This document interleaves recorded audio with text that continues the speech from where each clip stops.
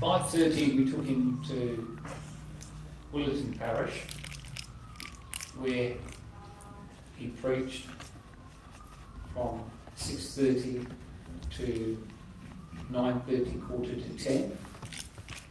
Then he had to visit somebody that he promised to visit in Perth. And he came home at about 11 o'clock and went to bed. At 7 o'clock this morning, and he went to his room. He didn't go to bed though, because he stayed up until 4 o'clock this morning, editing all the footage that he'd taken yesterday so that it could be online. And by the time we left the house this morning to go to Riverton Parish, 300 people had already seen the video? Yeah. Yep. And he reckons by this evening, 1,000 people will have seen the video. So that's the power of the modern media and the power of the way that you can spread the word of God when you know what you're doing, as Brother does, obviously. I'm just going to say a very few brief words this evening, and then I'm going to lead us in prayer for 2 or 3 minutes, literally very short, and then I'm going to ask Brother to speak to you. Before I do that, I would hasten to add that we have seen a large number of people being healed since Brother arrived here in Perth. There's at least 14 or 15 people I can think of who walked into the church sick and walked out whole. And I think by the number of people here this evening, we might be able to repeat that performance again this evening, with any luck. Okay, let's start with a few words from Pope Francis. Because really he's talking about the kind of thing that Brother is trying to get us going. Brother's trying to get us to be more active in our own church and to reach out to other people. Pope Francis said, the great wind carrying the seed of God's word. He added it was the Christian persecution which caused the disciples to spread out and preach the gospel. And that obviously happened in the first 300 years of Christianity. Christians, he said, cannot evangelise theoretically, but must get up and approach others and proclaim God's word, beginning from a person's concrete situation. So, we proclaim God's word. We speak it out loudly and boldly, and as Christians we live our lives by that to make it clear to other people what's supposed to happen. He said that even the best, most active plan of evangelisation will not work without the Holy Spirit's gifts and guidance. He said it's the Spirit that pushes us to get up, to approach others, and to begin from their situations. He also says the new evangelisation is the particular process by which baptised members of the Catholic Church express the general Christian call to evangelisation. Our emphasis is to outreach other Christians who have fallen from the faith. So hopefully this evening we're going to learn a little bit more about what it means to reach out to others and how we might do that. So I'll ask you to join me briefly in prayer, and then we'll welcome Brother Johnson formally. In the name of the Father, the Son, and the Holy Spirit. Amen. God, we believe that, Heavenly Father, we believe that we were called here this evening, that every one of us here this evening has a particular reason for being here. We might not, at this stage, be aware of what that reason is, but we believe that reason is real, and that you have called us to be here, to learn something, to find something out, or to do something. And we ask you that you will help us to be open to what we're about to be shown. And we ask that in the name of Jesus. In the name of the Father, the Son, and the Holy Spirit. Amen. I'll ask you to give Brother Johnson a round of applause. Hallelujah. Hallelujah. First of all, thank you so much for coming. Praise God. Praise the Can we close our eyes for a moment, just a moment? Oh, loving Father and loving Daddy, we are all your children gathered here to receive from you the word of life. We because your Son Jesus came to give us life in abundance.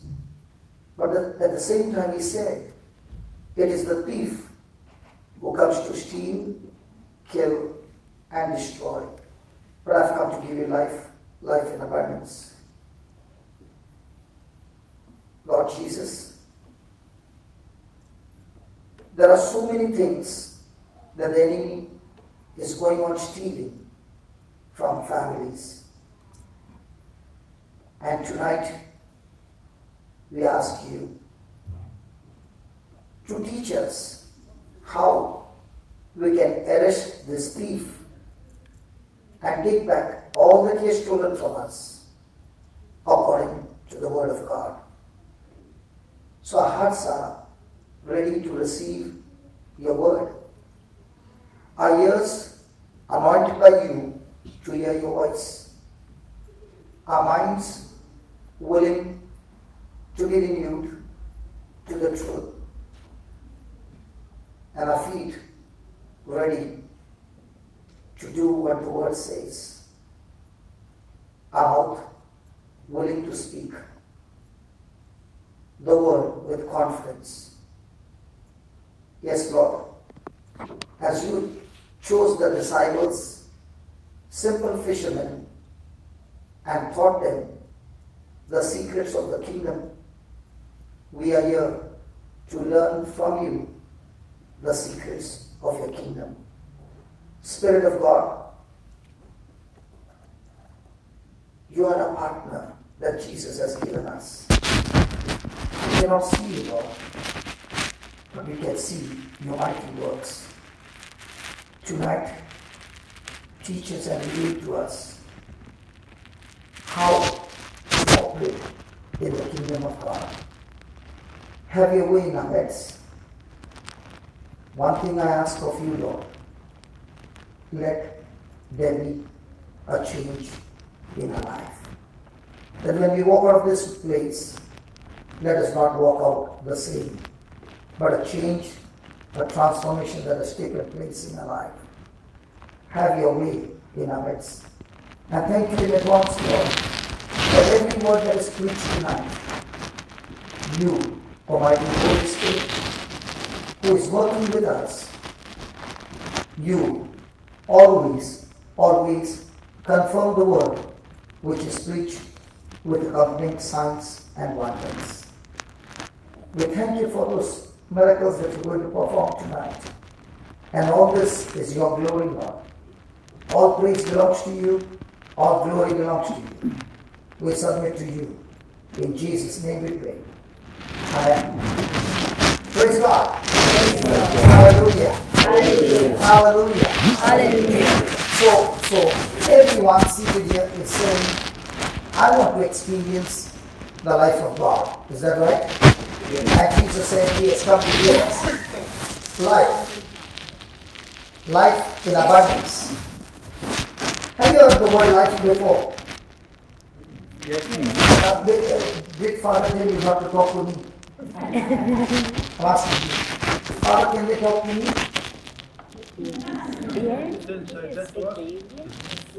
Yes? Yeah, Father's giving me permission. Come on, let's talk now. Have you heard the word life before? Yes. So what's life? I said, what's life, not life? And that's all the men will say, I can define life. No.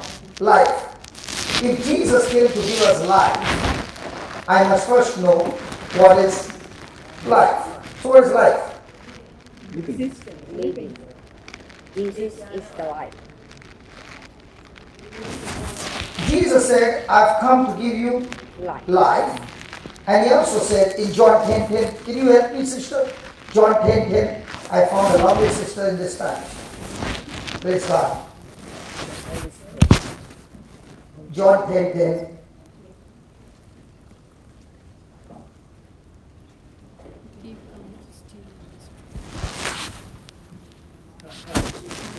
I think you are going to the letter of John, the Gospel of John.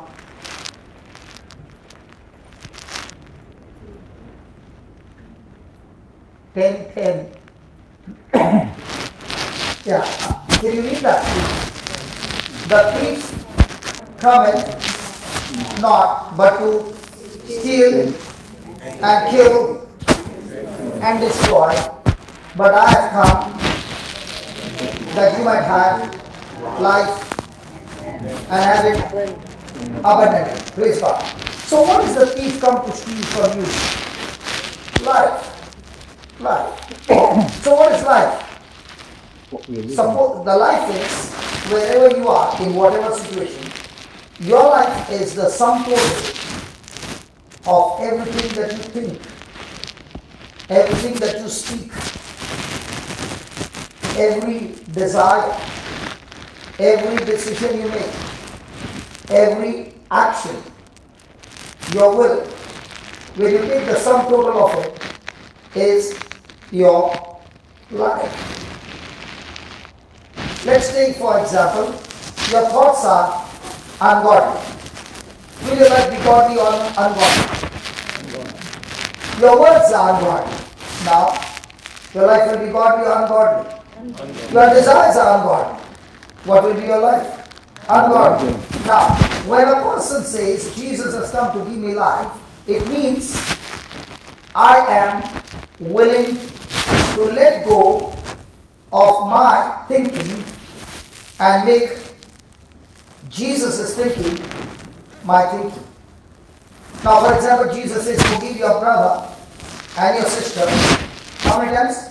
77. Now, he said that. But am I willing to forgive? He said, love your enemies. Am I willing to love my enemies? Now, when I want to experience His life, then the first thing that comes to me is, I must change my thinking. The proportion to which my thinking has changed, my words have changed, my decisions have changed, my life has changed. Now, when you are seated here, the gospel is being preached. Whenever the gospel is preached, the gospel has the power to change your thinking. Praise God. The moment your thinking has changed, your feelings and emotions have changed. Your decisions have changed. When your decisions have changed, your actions have changed. When your actions have changed, your habits have changed. When your habits have changed, your character has changed. And it is the character that takes you to your destination. So each day, we all go through battles where we have the freedom to choose. Am I going to choose what Jesus said, or am I going to choose what the world is teaching me every day? Because what the world teaches you and what Jesus teaches you, they are both opposite to each other. Is that right? Yes. Come on, is that right? Yes. Now, which one you choose is your life. So, how does the devil come and steal, kill, and destroy? The same way he did in the Garden of Eden. All that he did was give information or knowledge that contradicts God's word. Did Adam and Eve receive that word? Yes. Yes. When they received that word, did it change Eve's thinking? Yes. Did it change her emotions? Yes. Did it change her decision? Yes. Did that change her action? Yes. Now, with that action, did she go and speak to her husband? Yes. Did he also change his decision? Mm. Now, when they both went into an action of disobedience, was the enemy able to steal the Garden of Eden? Was he able to steal their life? Yes. Was he able to steal their joy, their peace, their prosperity, their health, their wealth? Everything was stolen by introducing knowledge that looked to be true but was a lie of the devil. So how does the devil attack you and me every day? By giving us information. Now, which one do I choose? The Word of God or the words that the enemy gives us, which contradicts God's word. So if you want to know what's your future, it's so simple. What you are thinking today is going to be your future. That's why Jesus said, the kingdom of heaven is close at hand. He did not say change your action. He said repent. The word repent means change your thinking. When your thinking has changed, that change of thinking will change your action. Hallelujah. That's why Jesus said, a physical action with a woman is not adultery. But when a person is thinking of a woman with lust, he has already committed adultery. He said when you kill somebody, it's not a murder. When you hate somebody, you have already a murderer. Why did he say that? Because that thinking is the root which will lead you to the action which will produce the fruit. Now every moment we are thinking. Now if I have to ask you how many people are talking now, what would be your answer? One. Now that's what you are saying, because you can hear me verbally, but everybody who is looking at me is talking inside. From where is he come?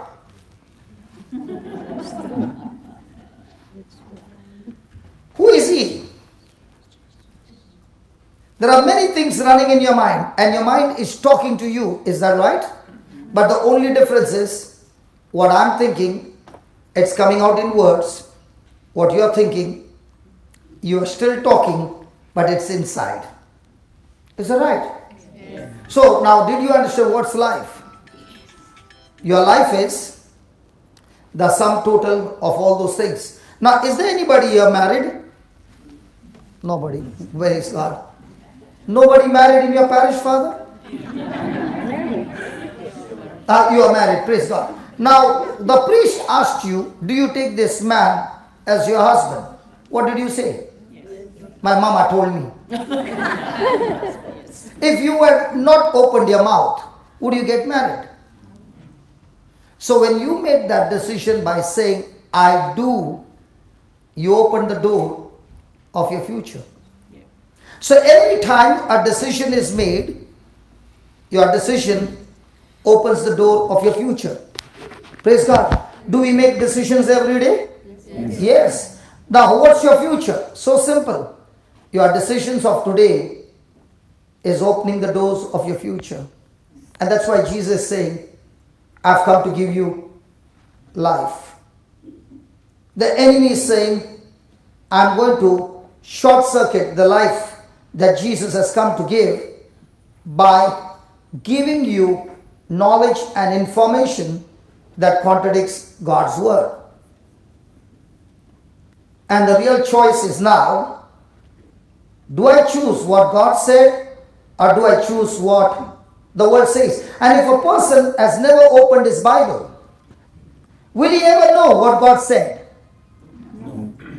So are his decisions going to be according to God's word? No. Didn't Jesus say there were two men, a wise man and a foolish man? Yes. They both came and listened to the word. The one who was wise heard what the word of God said and went and built his house on the rock, means he did what the word said. Praise God.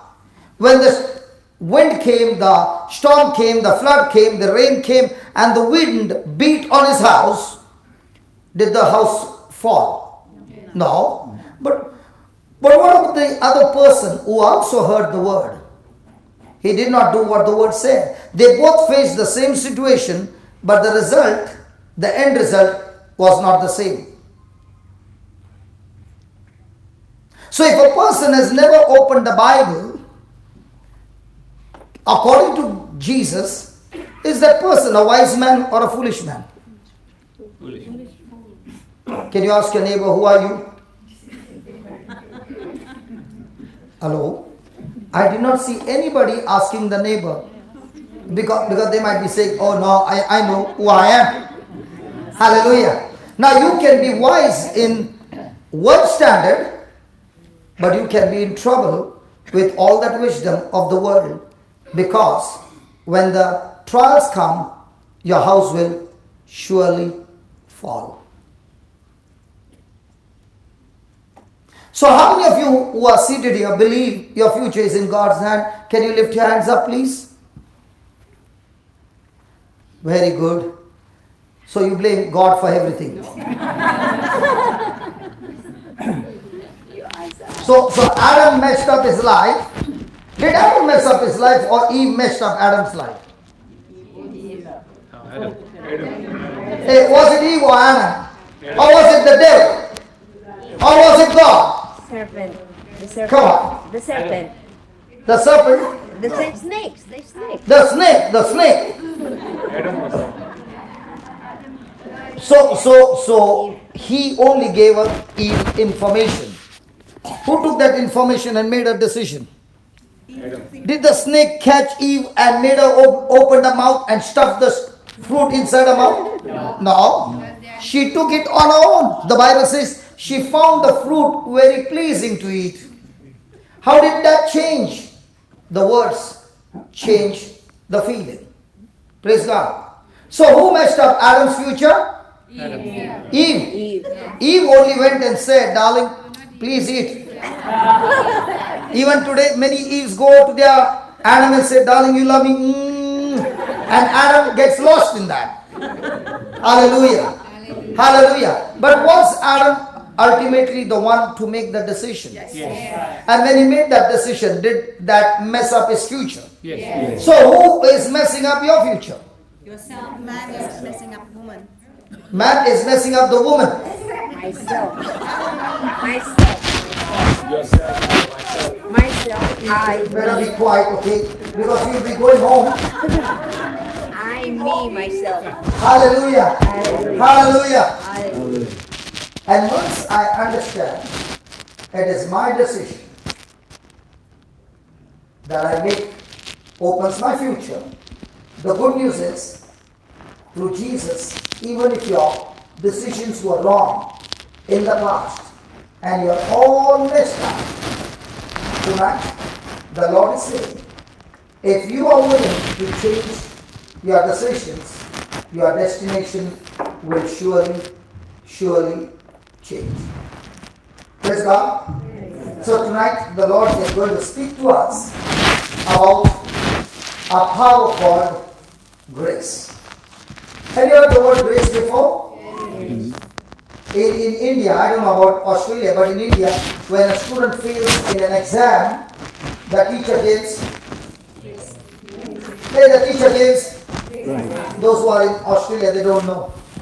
Do they have grace mark? Grace mark, not in Australia, no. We have, Father. I don't say I don't know.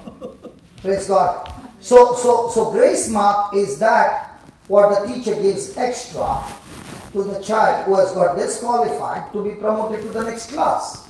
And that's what grace is all about. So the definition of grace is that God is always willing. Say that? God is always Please willing. say that again. God is always willing To use His power, to use His power, His ability His ability on my behalf, on my behalf, even though I don't deserve even though I don't deserve it. it. Did you understand? Wow. The baby is speaking louder than everybody. Praise God. Now, what did you say? That God is always willing to use what?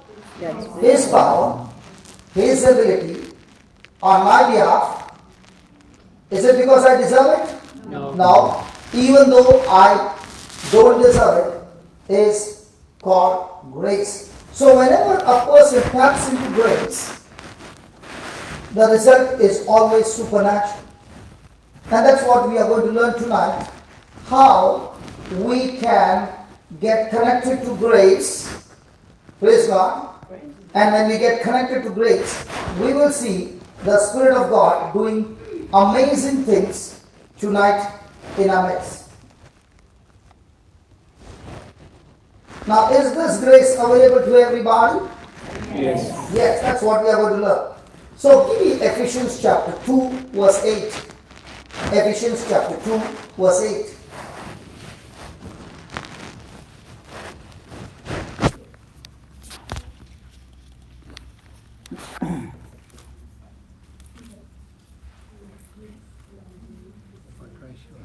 Can we read it please? Everybody, slowly. For by grace are you saved through faith, and that not of yourself. It is. Hello, it is. Hello, it is. The gift of God. Hey, it is. The gift of God. So do you need to sweat for it? No. It is the gift of God. In other words, God is putting His ability in your ability, so that you can do things that you could never do it. Praise God. Now, the word saved means salvation. It means hell has been cancelled and heaven has become your eternal home. You are connected with Jesus. It means the fullness of God, the goodness of God. That means total health, total joy, total peace, total deliverance, total prosperity, total protection. The whole package is in that one word called grace. Hallelujah. Hallelujah. Hallelujah. So how many of you are saved by grace? Can you lift your hands up? Wow. And now how many of you are saved by faith? Very few. Some of them are lifting their hands up, looking at me and then putting it down. Come on, you have to make up your mind. Be sure of what you are saying. Are you saved by faith? Yes. So lift your hands up. Yes. Are you saved by grace? Yes. So a person who is saying, I'm saved by grace, that means all those who are not saved, who is responsible for those people? Grace is something that God is willing to do, right? So all those people who said, I'm saved by grace alone, then what about those people who never received Jesus? All those people who are doing all the nasty things, all those people who are living in darkness, who is responsible then? God is responsible. But the Bible doesn't say that a man is saved by grace alone. He is saved by grace through faith. By grace through Faith. hallelujah. Hallelujah. Hallelujah. Hallelujah. Now. Let me explain to you what is this grace by faith. Whatever God has accomplished through Jesus, He has put all that He has accomplished in the Bible in the form of a promise, and every one of those promises are in past tense, because God has already finished through Jesus when He said, it is finished. Now faith is when you receive that promise, you take a corresponding action to what He has promised, becomes your faith. For example, right now you had dinner, is that right? All those who had that food, did you pay for it? No. I prayed. You paid for it? No, I prayed. You prayed. Okay, I heard you paid. I was surprised. How come that person has charged her only? Praise God. You charged her? No, praise God. It was absolutely free. But did somebody pay for it? Yes. You'll say God paid for it. Somebody paid for it. Now when the person paid for it, she put it on that table and said, please help yourself. Praise God. Now, do I look like I have not eaten food for 3 months? No. How many of you believe that? Looking at me, they'll say, before coming also you had food and came. Hallelujah. No.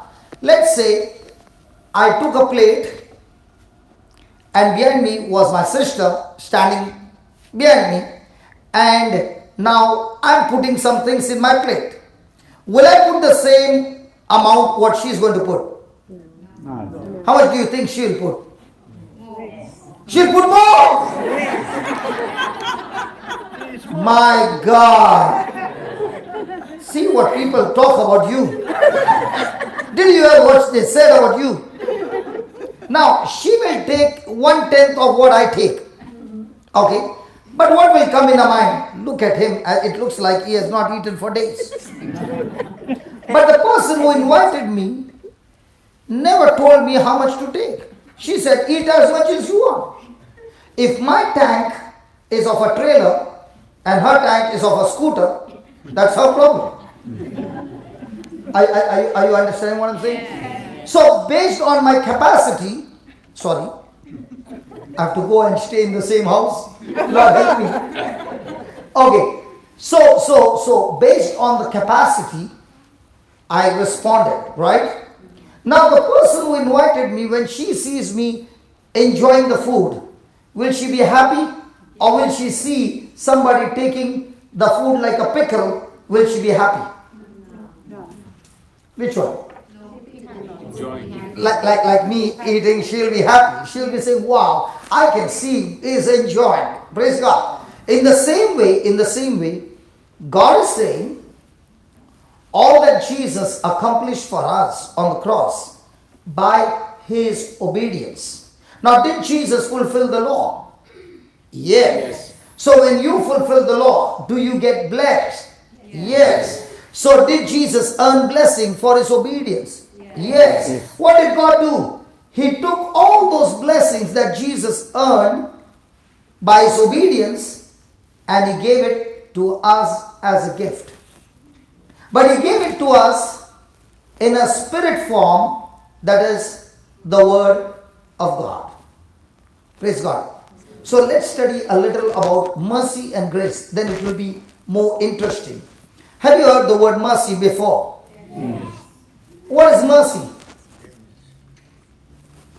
Forgiveness. Forgiveness, compassion, Forgiveness.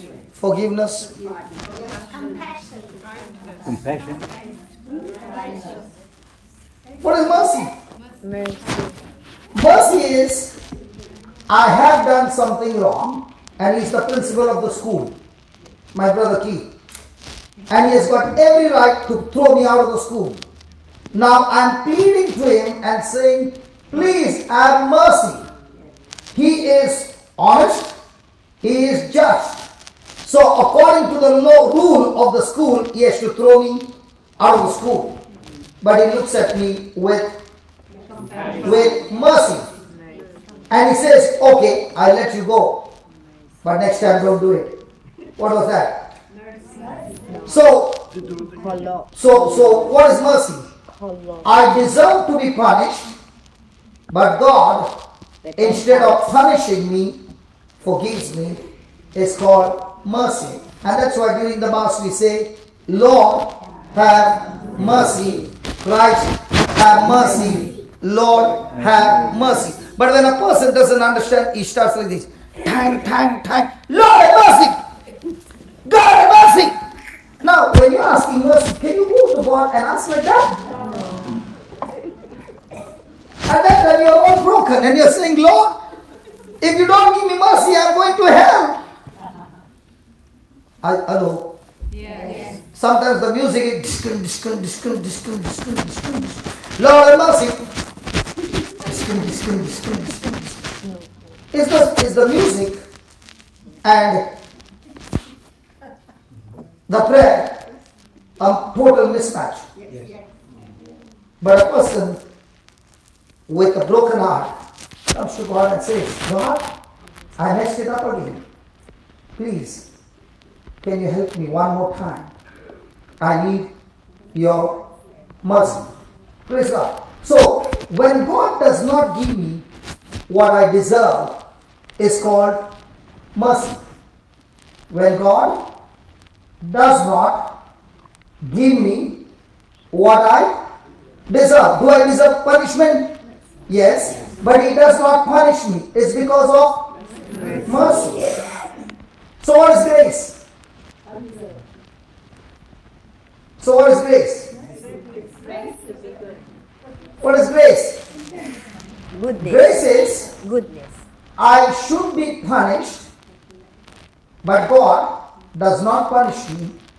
Instead of punishment, He, through Jesus, not only lets me go free, but He anoints me, empowers me, even though I don't deserve it. So when God gives me what I don't deserve, is grace. Praise God. Do I deserve blessing? No. But God still gives me His grace. When God cancels what I deserve, is mercy. Do I deserve punishment? Yeah. Does God cancel it? Yeah. So do we need mercy and grace together? Are you following? So the Bible says it is by grace. So all that God has accomplished on the cross through Jesus is grace. And it is given to all of us absolutely free. So grace is that power or that ability that He gives you absolutely free, which is God's power, by which you can do things that you have never been able to do. Like my brother said, Pope Francis said that the early church in the first 300 years, they operated by faith. Was there extreme persecution during that time? Yes. Now, in that persecution, should they run for their life? Yes. During the early church, were their families killed right before their eyes? But were they operating in grace or with feelings?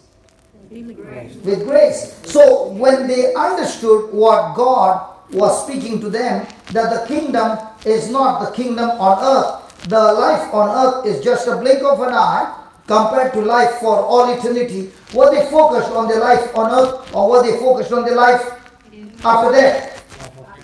And therefore, they were excited in the times of persecution, and they were willing to die for their faith, because they believed that even if I die, my body dies, which goes back to the dust from where it came, but my spirit and soul is with the Lord.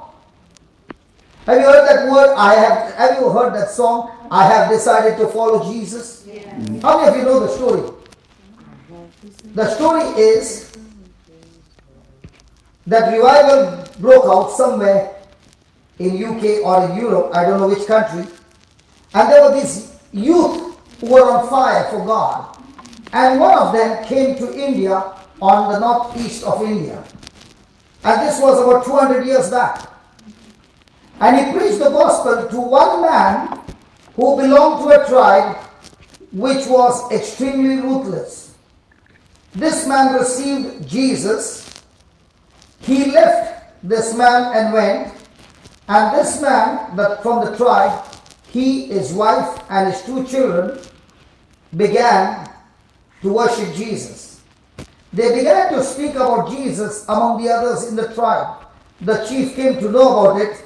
He called him in the center of the village and asked him to renounce his faith. And if you don't renounce your faith, your children will die. Now this man did not know what to do. And when he received Jesus, he had written the song, I have decided to follow Jesus. And when the chief said, if you don't renounce, you will be put to death. And that's the time this man sang, I have decided to follow Jesus. No turning back, no turning back. His 2 sons were killed, and now he looked at him and said, if you don't renounce your faith, your wife is on the line. And that's the time he sang, though none go with me, I will still follow. No turning back, no turning back. And his wife was killed. Now the chief said, listen, you are the only one. You can renounce your faith now. And that's the time he said, the cross before me, the world behind me, no turning back, no turning back, and he was killed. Now on that day it looked like everything was over. The whole village saw the death of a family. But they saw one thing in that family. There was no fear. There was joy. There was joy. And the chief became so restless because a seed was planted in his heart. How come the wife, the mother, has no sorrow to see her children being killed? How come the children have no fear of death? How come the father, the husband can see his wife being killed, his children being killed, and he has still got that joy, he has still got that peace? The seed began to grow in him. After a few weeks, he called everybody to the same place. Because by now the seed had grown in him. Who is this Jesus? How can this Jesus give peace? And on that day, he renounced his faith and accepted Jesus as his Lord, God and Savior because he had seen a family who planted the seed of faith. And that's why if you see those who are from India, on the northeast of India, the gospel spread out like wildfire because every time somebody is killed for the gospel, that blood that is spilled destroys the work of Satan. And that's why you will see every time the church was persecuted, instead of the church getting wiped out, there were more converts and more revival every time persecution came. Praise God. Hallelujah. Hallelujah. So the Bible says by grace. Now, when you go to the washroom and you see the tap, do you see the pipe over there? No. Have you got a tap in your house, or you draw water from the well? The way you are looking at me. In my country, we got taps in our bathroom. You are still on the well? In Australia? Still drawing water from the well? No. You got a tap. Now, did you see the pipe? Now, all that you can see is a tap. Let's say a visitor came to your house from a desert. And he lived in your house for a week.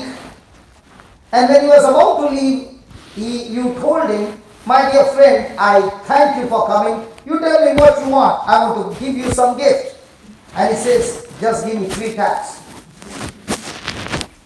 So you give him 3 taps. He goes home and tells his wife, no more going to the river anymore. I brought taps from Australia. And he digs and he puts 3 holes on the wall. And then he says, darling, get the bucket. And he opens the tap. And there is no water.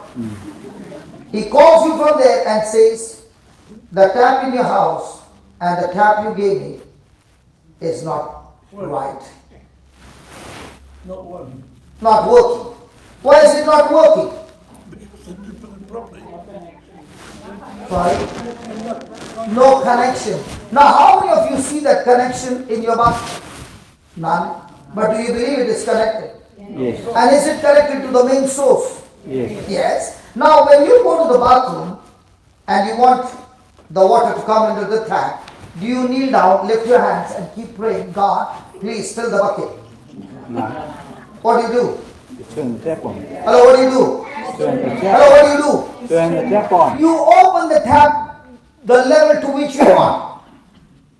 Right? And the bucket gets full. The same it is with grace. When you believe in Jesus, the day you got baptized, the Holy Ghost came into you and the fullness of God has been injected in you, the main source, and in everyone is the power called grace. And that's why Jesus said, all those who believe, out of the believer's belly shall flow what? Rivers of Living water. So, where's the river? Down below here. Hello, where's the river? It is inside the river flow when you respond by your faith. Praise God. Now, even though God has done everything for us, does He need us to respond with faith? Come on, does He need to respond with faith? Yes. So faith is God's action or your action.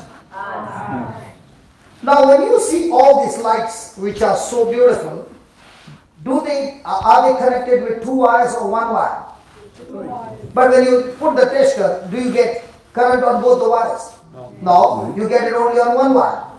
But the other wire is needed to complete the loop. In the same way, what God did for us through Jesus is in a word form.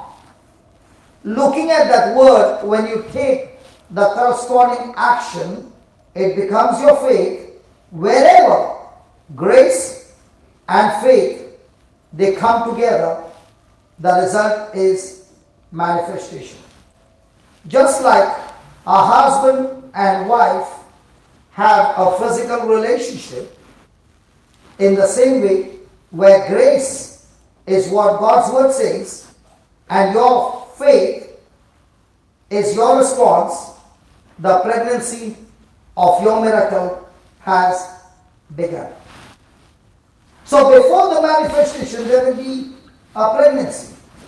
And when you get pregnant with your faith, believing in what God said, the enemy's job is to put extreme pressure on you so that you start having doubt, unbelief, worry, anxiety.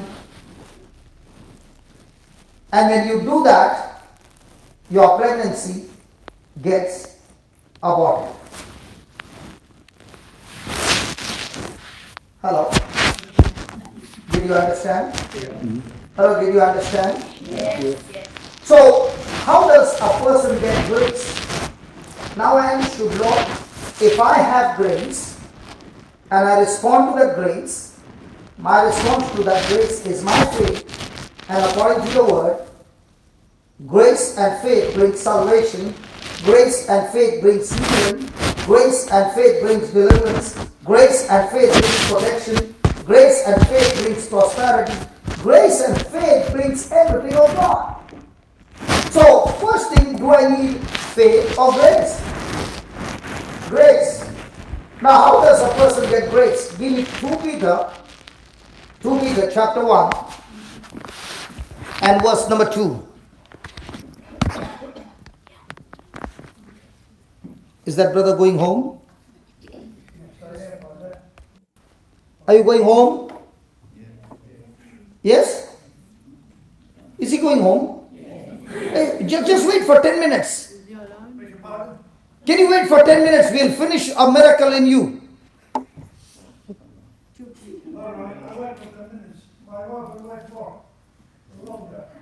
What did he say?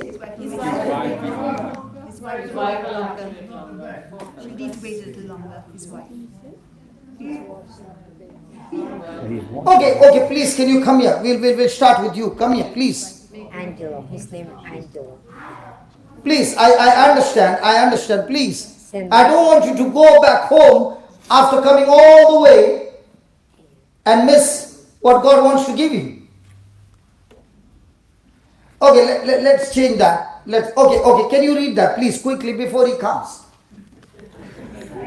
Grace and peace May grace and peace be multiplied be what? Multiply. Be what? unto you.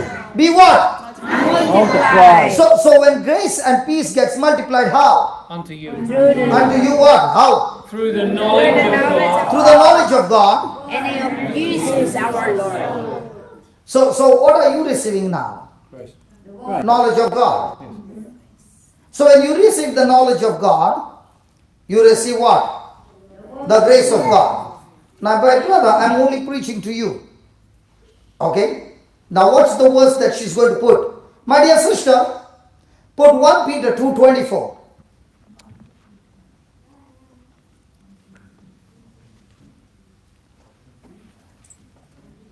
Now what you see on the screen is God's grace. Okay? And all that he needs to do to experience the manifestation of that healing is he needs to cooperate with God, agree with God, what the word says. 1 Peter 2:24. Did you get it? 2:24. Chapter 2, verse 24. Here we go. Did you get it? Yeah. Yes, please read it. Who is own self Who is own self bear our sins bear our sins. in his own body. Do you believe that Jesus took our sins in his own body? Yes. Yes. Then On the on the tree, on the cross, that we so that we, being dead to sins, should live live unto unto righteousness. Then By whose by stripes his wounds you will be will by his wounds you will be healed. you will be Healed. all those who said heal, you're wrong. Look at the screen and talk again. You will be again wrong. You will be you will be You were healed. you will be You were healed. you will be. You were healed. And what are you saying? See, grace says Grace is that God has healed you. healing. Your faith says, I'm not yet healed. And that's where the battle is all about. The power to healing is the grace of God, which is not outside, inside him. And as long as he is believing that God will heal me, he cannot experience it. The moment he changes and starts agreeing to what God said, it becomes his faith. What God said in his written word is grace. And now the question is, am I going to take the corresponding action of agreeing to what God said becomes my faith. Now here's a problem. The problem is his feelings, his senses are all saying, I'm not healed. He's saying, first let me get healed and then I will say I'm healed. Whereas God is saying, first you believe you are healed and then you will see you are healed. When Peter and John spoke to the man who was crippled, did they say, we don't have silver or gold, but what we have we give to you. In the name of Jesus, rise up and walk. Now did the man say, are you foolish, Peter? Are you blind? You can't see. I have never stood on my legs right from my birth. And what makes you think I can stand? Did he say that? No. He just believed that word, and when he believed, he could not stand. But Peter and John grabbed him by the hand and lifted him up. And when he agreed in that corresponding action, the result was he was healed. I can see a man behind him also having a walking stick. Yeah. Do you have problem in your legs too? Okay. I will call him and then I'll call you. Watch how he gets healed and I want you to believe the same. Come, brother. The one behind. I want you to watch this. Please come. Because see, listen. Yeah, please come here. And now there is one problem. Yeah, And the problem is you are on the camera. Is that okay? it's okay. Because you will be there. You can see yourself there. I'm not photogenic anyway. It's not photogenic, you said. But your testimony will make a big difference to many people around the world. Oh, Okay. Now what's your problem? my feet. I had 5 spinal operations Wow. Tell me more. and hip replacements. Praise God. Dislocated toes. Praise God. I'm half bionic man, who would say, you know. And I would travel now because hip replacements. I have massive stomatitis and I can't bend over. If I bend over, I can't get up. Praise God. Did you hear all that he said? Yes. Now is this condition absolutely severe? Yes. Now, do you believe God will heal you? Yes, I have big faith in life, in God Himself. Okay.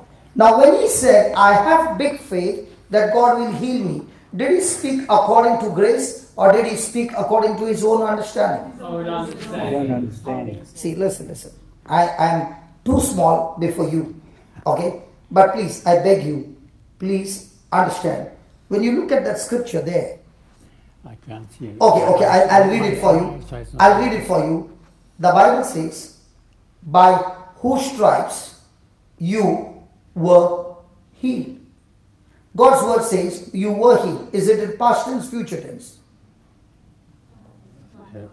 Past. See, hold on. You can give him the answer. If he doesn't understand, he doesn't get healed. Please, I beg you, don't open your mouth. Repeat it again. Please. Because it's not the right answer, it's the right believing. See, please understand, a person who is in the washroom, the connection is on. All he needs is to open the tap. And how will he open the tap? The moment he changes his thinking and agrees with God's word. Everything that is gone wrong will be set right in a matter of 2 or 3 minutes by the power of the Holy Spirit. And we will see this miracle here, and then I'm going to call that brother. Praise God. Now, is God saying that by his wounds you were healed or you will be healed? I will be healed. Now, as long as you're saying you will be healed, you are disobeying God. Because God says you were healed. So when you say you will be healed, your faith is not Bible faith, your faith is your human faith. Human faith, yeah. Because you can feel the pain. Yeah. You can feel the uneasiness. Yeah.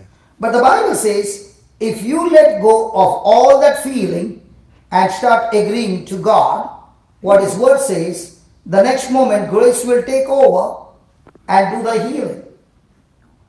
Yeah. So for grace to get into action, He needs your faith. He needs you to agree with what God's word says. I do agree. So when you agree, you said, I know that God will heal me. Yeah. You are not agreeing with God because God said you were healed. He did not say He will heal you. He said you are already healed Already healed. Yeah. through the... Spiritually, yes. Yes, spiritually, yes. So can you believe spiritually? Then it will happen physically. For example, God spoke the word spiritually and the word was created physically. Jesus spoke the word spiritually and the blind man's eyes opened. Jesus spoke spiritually, the paralytic man stood up and walked. So when you agree to spirituality, that what you agreed spiritually will heal your physical. Spiritually, you can be healed, but physically, Oh no. I see. You are putting a block now. Are you ready to change for a minute? I am ready to change, but this is my destiny, I think. To suffer Okay. fast. If that was so, I should have been under the tree. Because I was a gang fighter. I was in the club, so I think what I did, you never even did 10%. I would not take you my story. No, okay. So what I'm trying to say is, Yeah. can you shift for a moment and open the tap of saying, Lord Jesus, I am willing to agree and believe what your word says. And I do believe it. Every night when I go to bed to sleep, I speak to the Lord. And what do you say? To be best for me, to heal everybody, forgive me what I've done in the past, forgive everybody that does to me. I'll do it too. But you still did not agree with him when you say, Lord, please heal me. Well, I never asked. No, I think you do. No. He's saying, can you believe?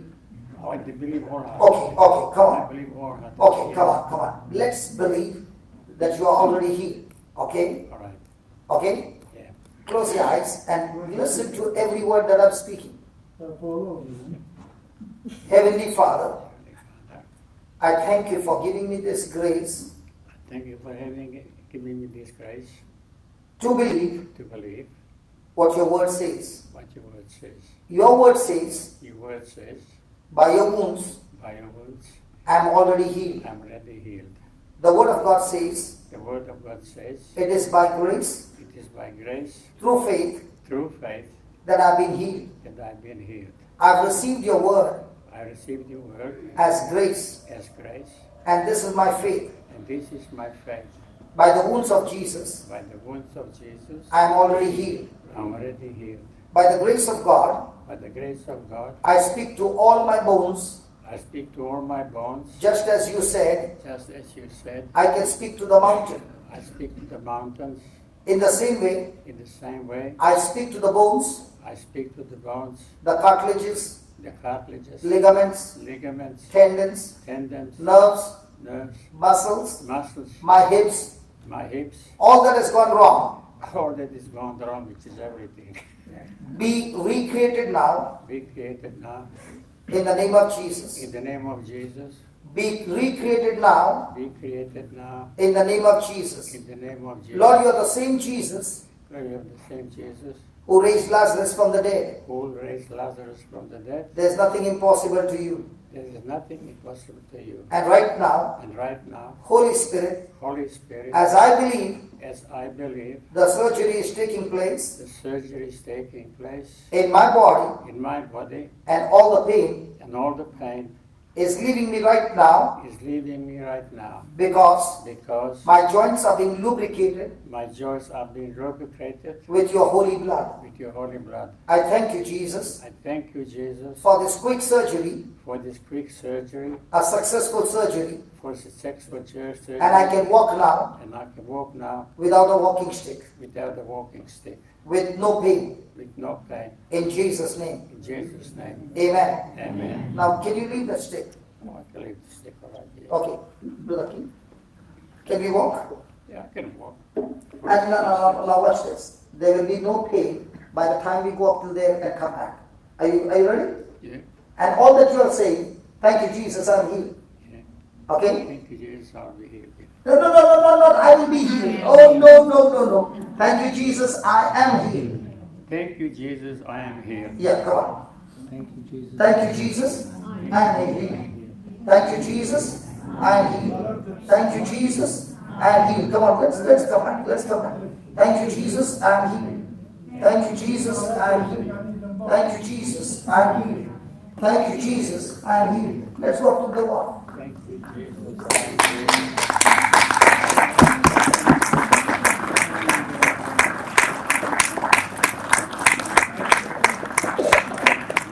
Thank you, Jesus, I am healed. Thank you, Jesus, I am healed. There's no pain now. Yeah, keep walking. Lord, I thank you that every bone is recreated, every muscle is recreated, and this brother experiences absolutely zero pain. And thank you, Lord, this is all your glory in Jesus' name. One last round, please.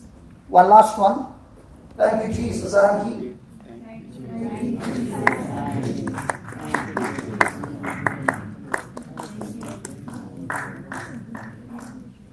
Can we give the Lord a big hand for that?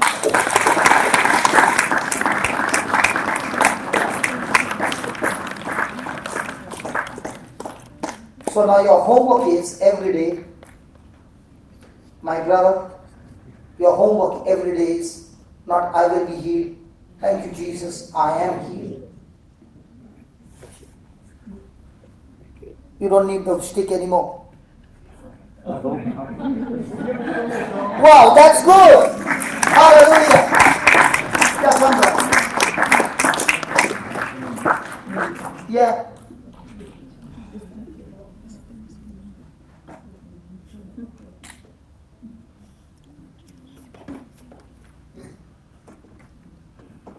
Can you tell me, come here, please. Can you tell me what's wrong?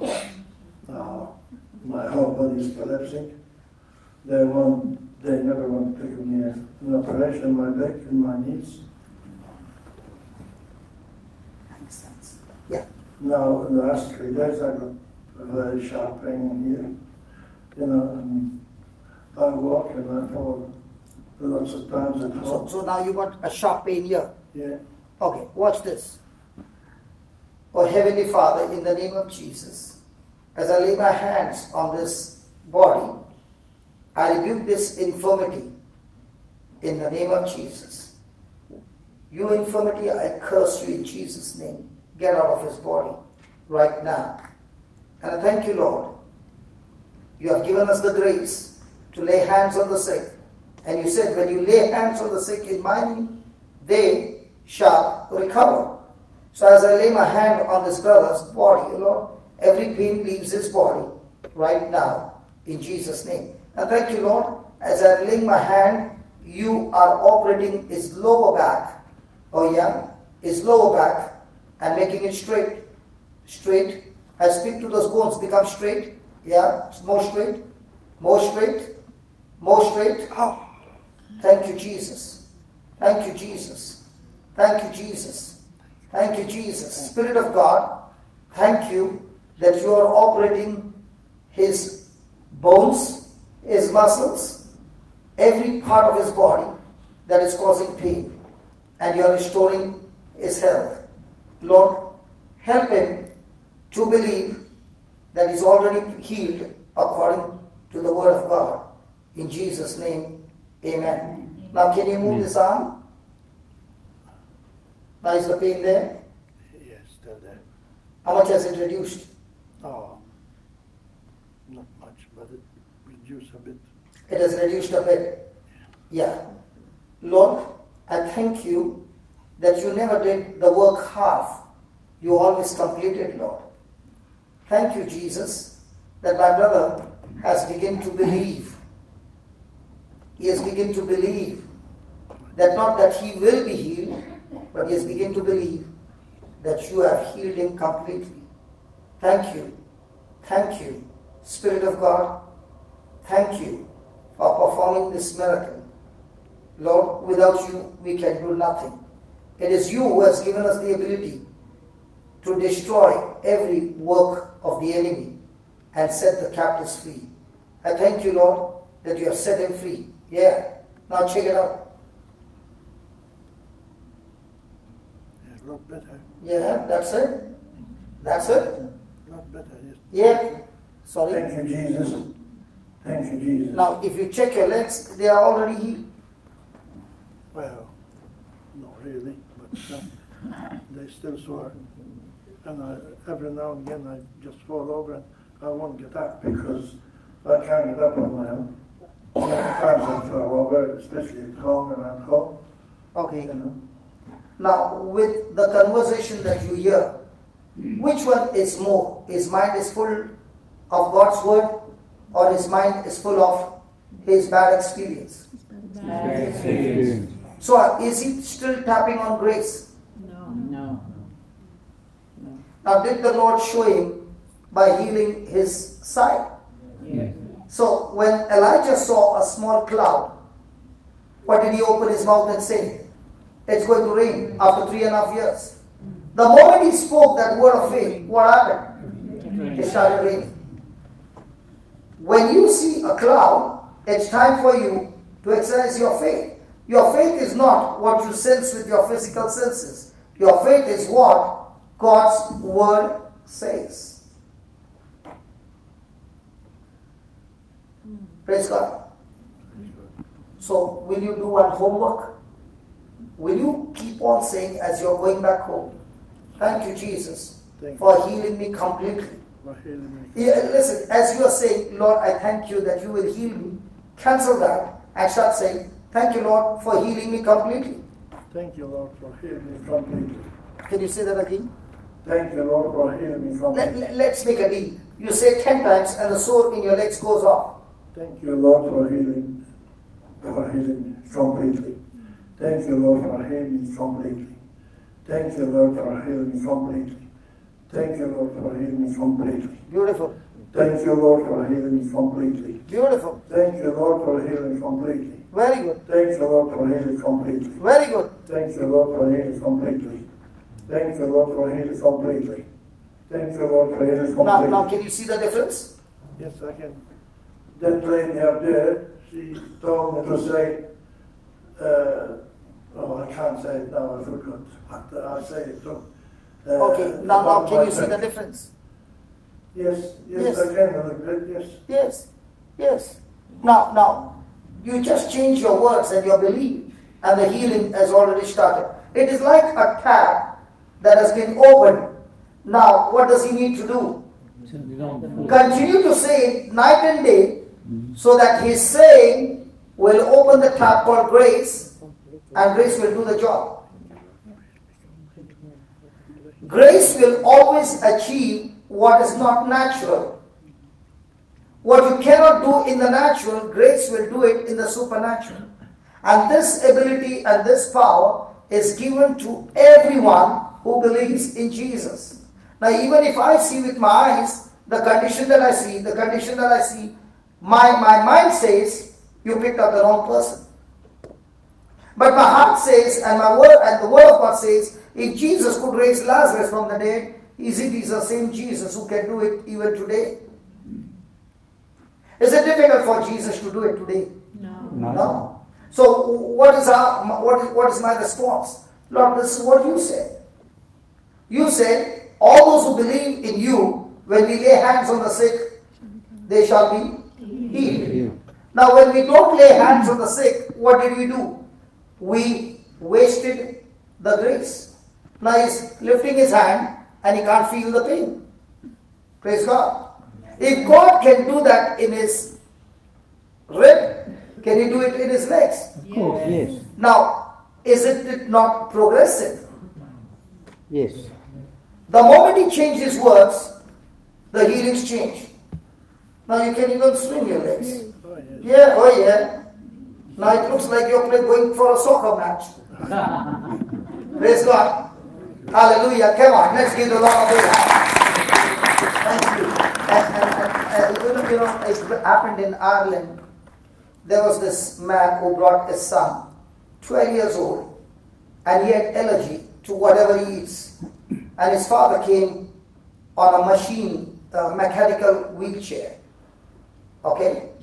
And his father said, brother, do something. My son cannot eat anything. And the son, after listening to the word of God on grace, we ordered for the sandwich with all kinds of cheese and this and that, everything you say was allergy. And he began to eat and he told his dad, Dad, I'm enjoying, I'm getting no suffocation. And the son went on eating. And then I said to the son, will the Lord only heal you and not heal your dad?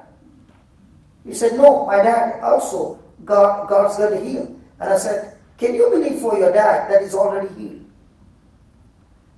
And the dad said, okay, I'm willing to believe that I'm already healed.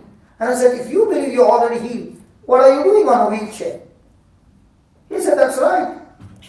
I said, then you can stand and walk. And he just got up and began to walk. And I asked the son, when was the last time you saw your dad walking? He said, I've never seen my dad walking in my life. I said, what do you mean? Before I was born, my dad met with an accident, and I've never seen dad out of that chair. Praise God. You know, the beautiful part was that night, the father and son went together holding hands and pushing the chair out of that place. And I said, did you call home and tell them you're walking? He said, no, I did not say, because I'm scared they might get so much shock that somebody might get a heart attack. So I want to go home and show them slowly, because it's difficult to believe. He did not even call his wife to say, I got healed. Because he said, nobody has seen me for so many years stand up and walk. That's what grace does. All I have to do is change my thinking. See what's that word says? Grace and peace be multiplied. Now what's happening tonight? You are getting the knowledge of God. Now what's the knowledge of God that you got? You heard that all those who believe in Jesus, when they lay hands on the sick, they shall recover. Now do you believe that? And if you believe that, are you supposed to lay hands? Yes. Yes. But do we lay hands? No. The mother is crying and she's saying, my child is sick. Please keep my child in prayer. But she's not laying hands.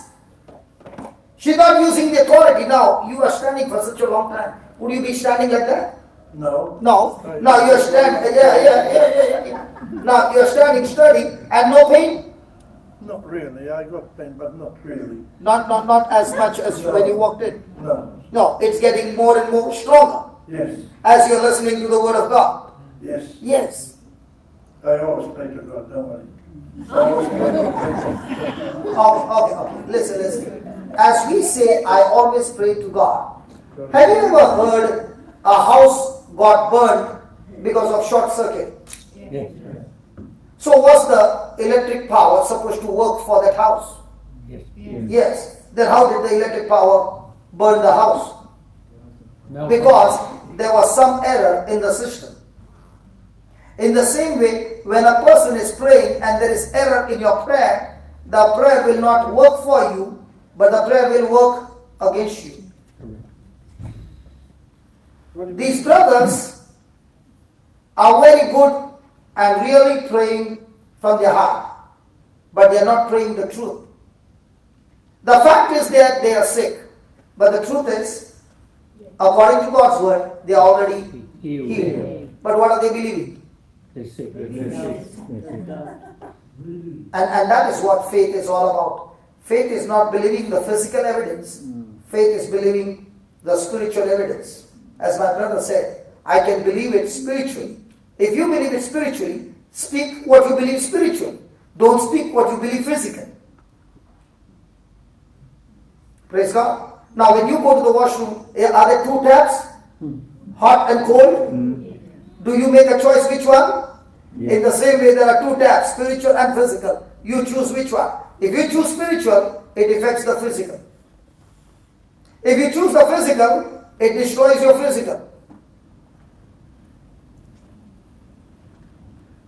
This brother has forgotten he has to go home. He's enjoying it because he can see the more I'm standing here, the pain is leaving me. Why is the pain leaving him? As he's hearing the word, grace is working in him and is responding to that grace with his faith. Now, I'm not pointing finger to anybody, but 22 years back, I would have been dead till somebody came and preached the gospel to me. And when they preached the gospel the first time, it was not easy. It took time for me to believe. But my question to you is, all those who have got sickness in their body, which one do they believe? That God will heal them or God has healed them? Has? Then we have come to the wrong church, Brother Keith. They are already giving the right answer. We are preaching in the wrong place. They are already mixed with faith. Praise God. Hallelujah. Hallelujah. Hallelujah. Hallelujah. You have no tiredness now. Not really. Praise God. I'm not going to pray to God. Yeah, praise God. Are you enjoying standing here? Well, yes, but I'd like to sit down. Okay, please go and sit down. Thank you. Thank you. Now you are not wobbling. While coming, he was wobbling. But this time, he walked straight. Hallelujah. Come on, let's give the Lord a big hand. Hallelujah. You can call up your wife and say, when I'm reaching Lord, totally healed. Praise God. Shall we continue? Yes.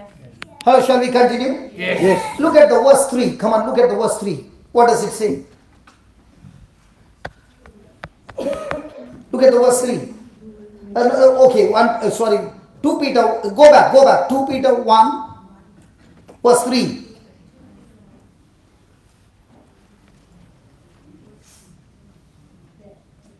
Okay, please read that.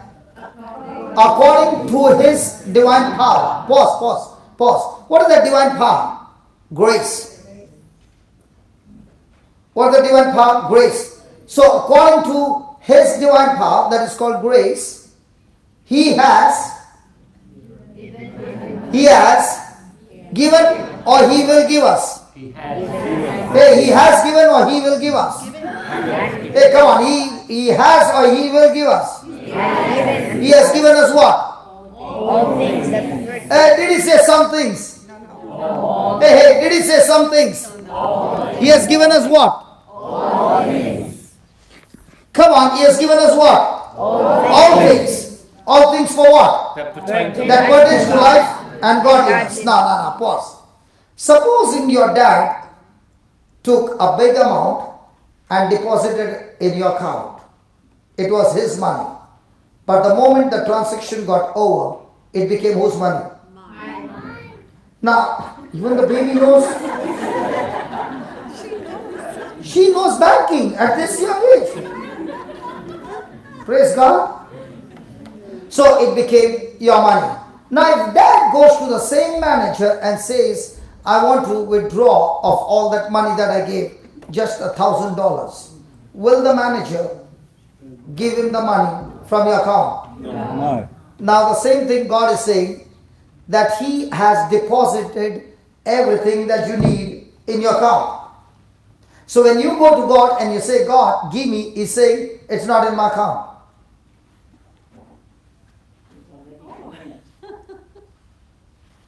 Hello, it's not in His account. Where's it? in my account. Yeah. So now, when it's in your account, what do?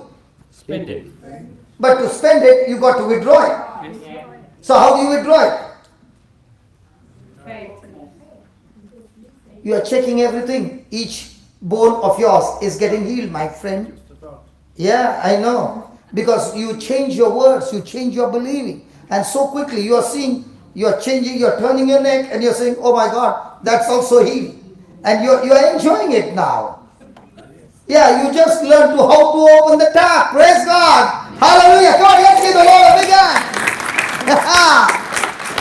So when you learn how to open the tap, how do you open the tap? By your faith. By just cooperating with God. By agreeing with God. Hallelujah. So now God says He has given us everything.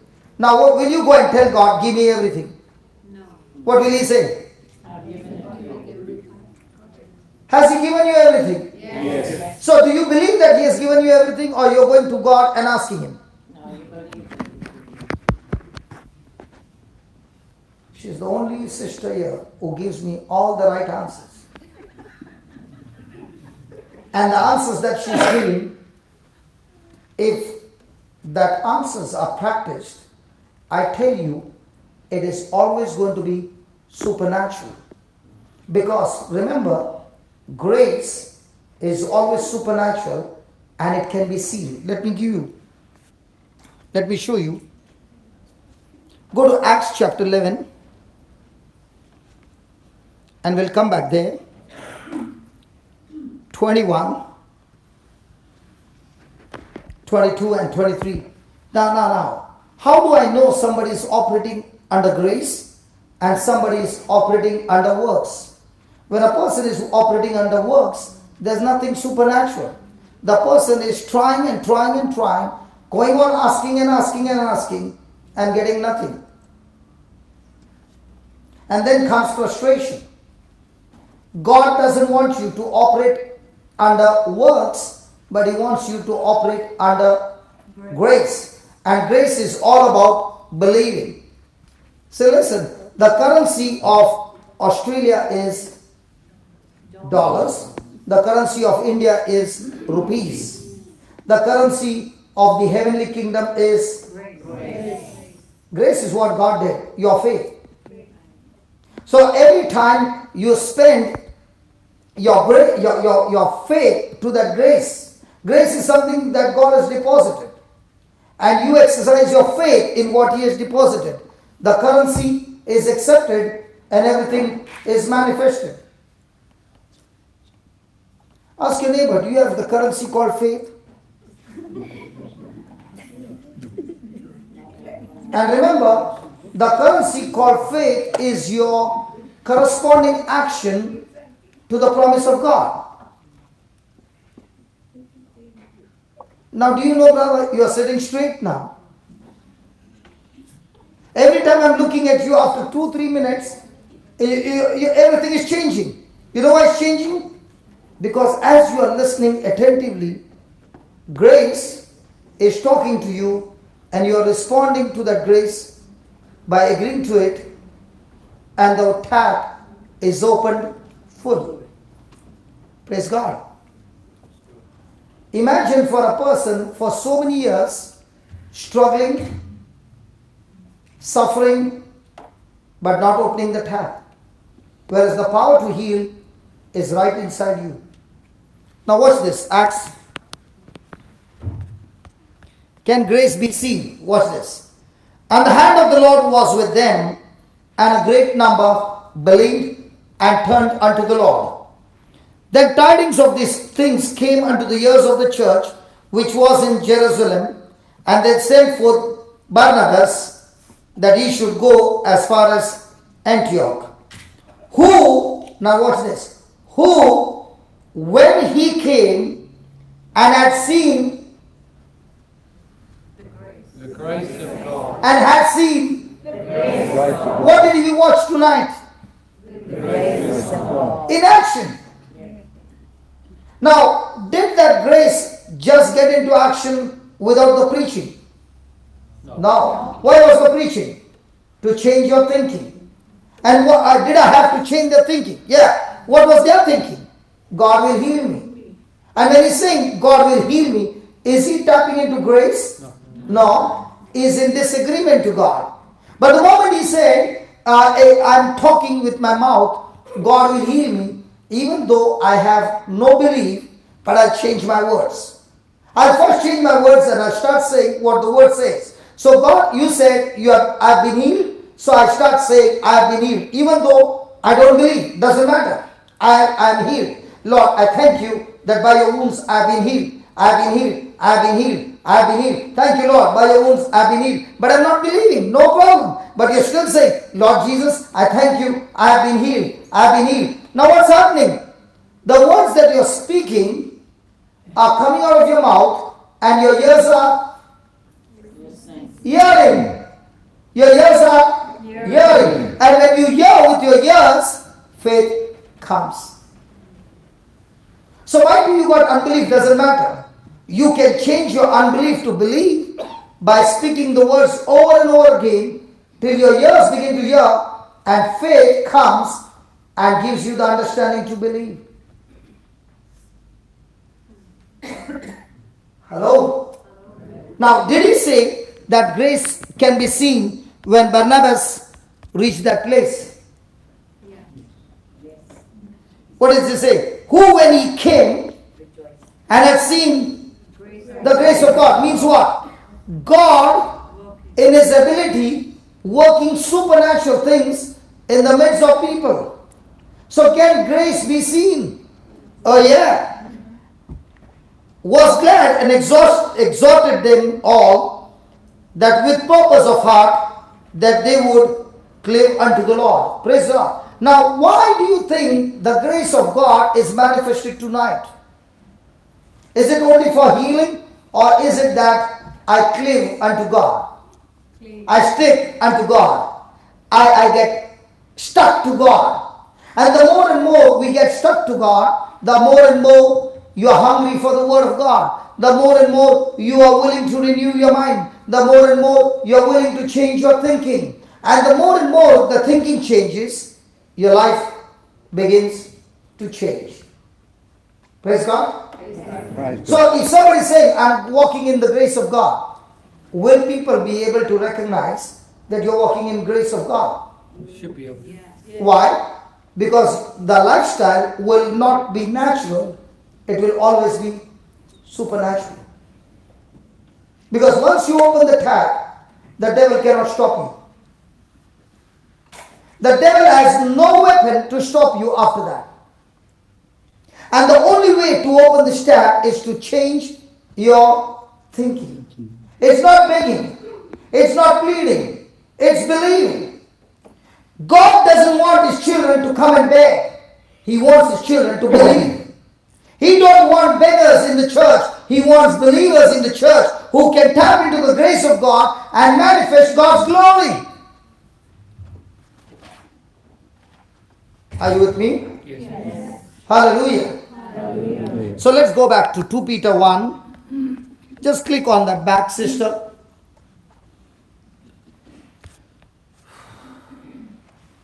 and verse number 4. So has God given you all things that pertain to life and godliness? Come on. Has He given or will He give? So can you change your thinking from now on? So whatever you need to live a God kind of life, is it in your account? So from now on, are you supposed to look to God to get from God, or are you supposed to learn how to withdraw from the deposit? Which one is better? That somebody puts something in your account, or learn how to withdraw from the account? Oh, you don't know that. Praise God. Do you use an ATM card?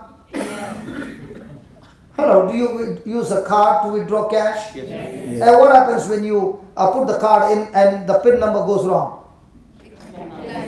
The first time it says wrong, decline. Second and third time your card is swallowed by the machine.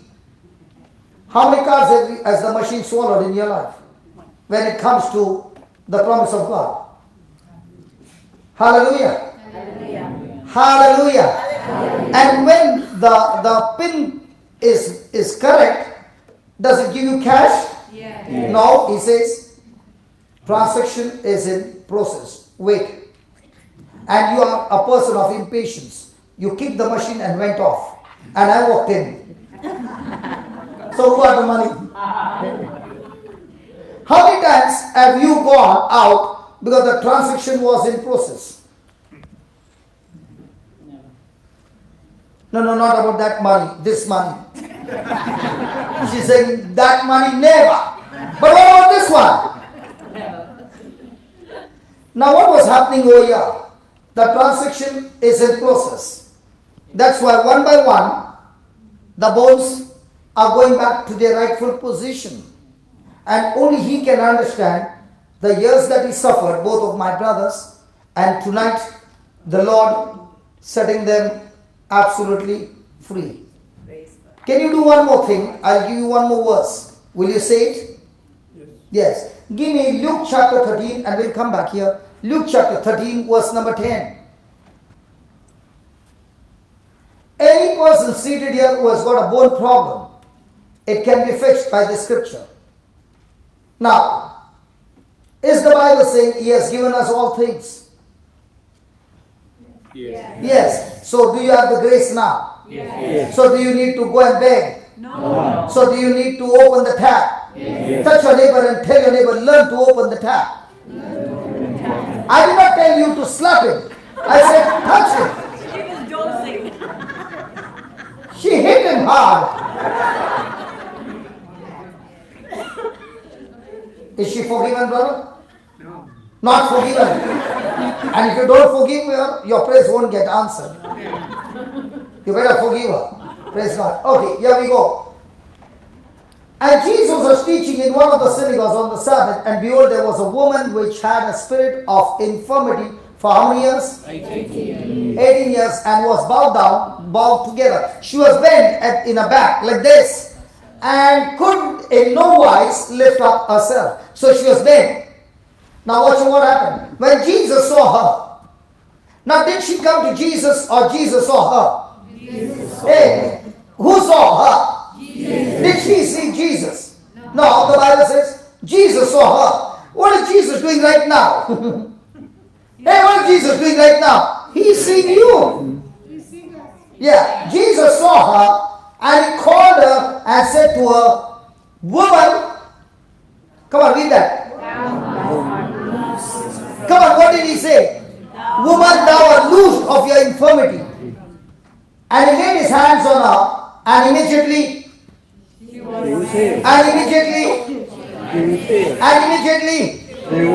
So if that word, you are loosed now from your infirmity, destroyed that sickness of 18 years, will that word still work? Yes. Now, did Jesus' word, when He spoke, did sickness obey His word? Yes. Did the storm obey His word? Yes. Did the demons obey His word? Yes. Did the dead man obey His word? Yes. Did creation obey His word? Yes. So why are you speaking your words?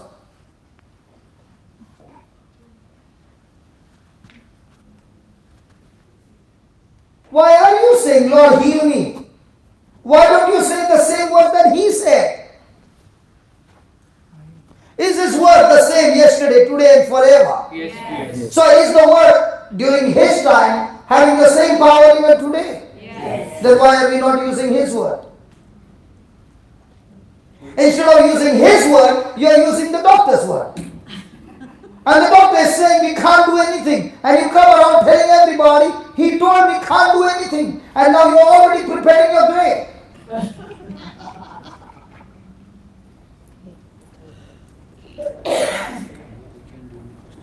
Hallelujah. Hallelujah. So whose word are you going to pick up now? So now next time you read the Bible and you read that word, is that word Jesus himself? So are you supposed to speak his word, your word? His word. My two brothers, they have changed now, but when they walked in with a belief that tonight God will heal them. That God will heal them was their word. But was it Jesus' word?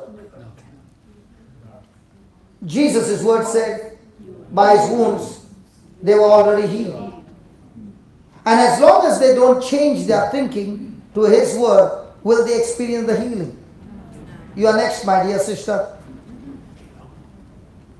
Let me preach a little, then I'm going to call. Because see, listen, if there is only healing, and no teaching, you can get the healing. Now listen, this healing is not permanent. Oh my God, this healing is a jump start. When does it become permanent? When you continue to speak what you started to speak.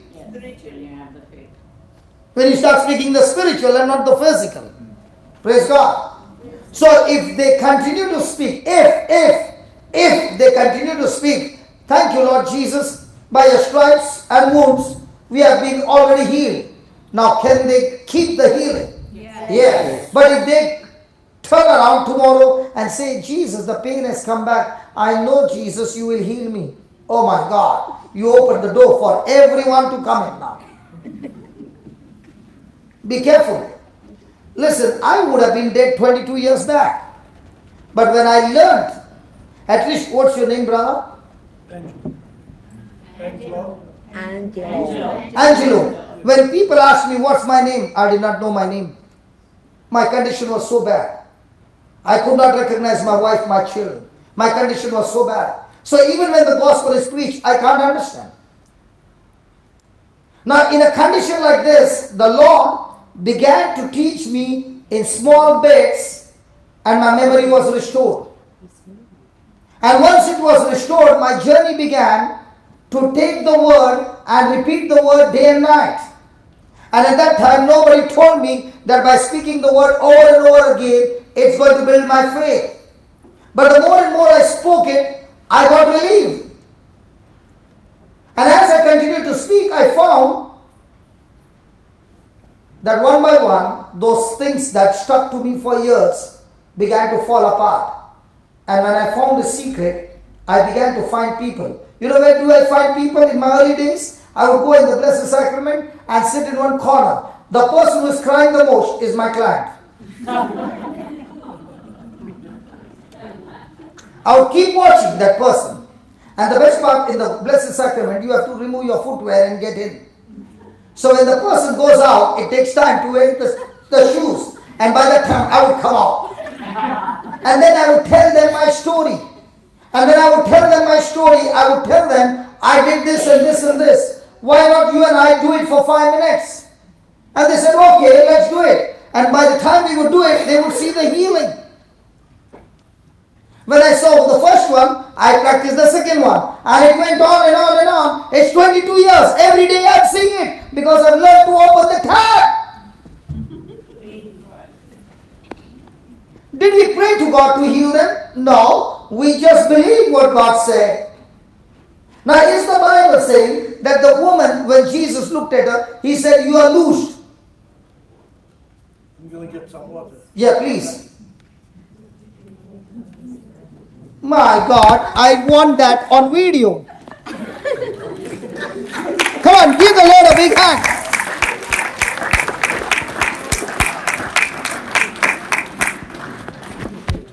stick. Forget about the stick. He just got up and he said, I want to go and get some water. And he walked out. Can you see what grace can do? The grace. Listen. There are more than 4,500 videos, or much more than that, on the YouTube that I've uploaded in different places.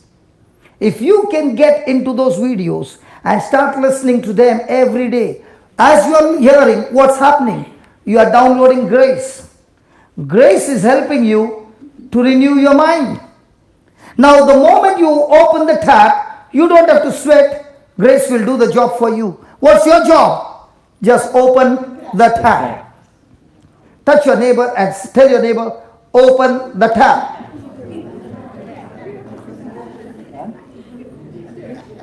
When a person is saying, I will be healed, I will be healed, I will be healed, he is tightening the tap.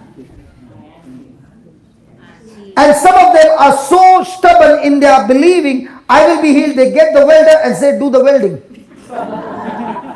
So that the tap will never be opened.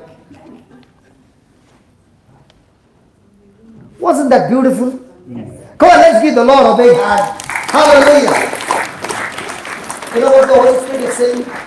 When he heard that word, where Jesus said, woman, you are loose now, and the back was made straight. He heard it, and he's coming back.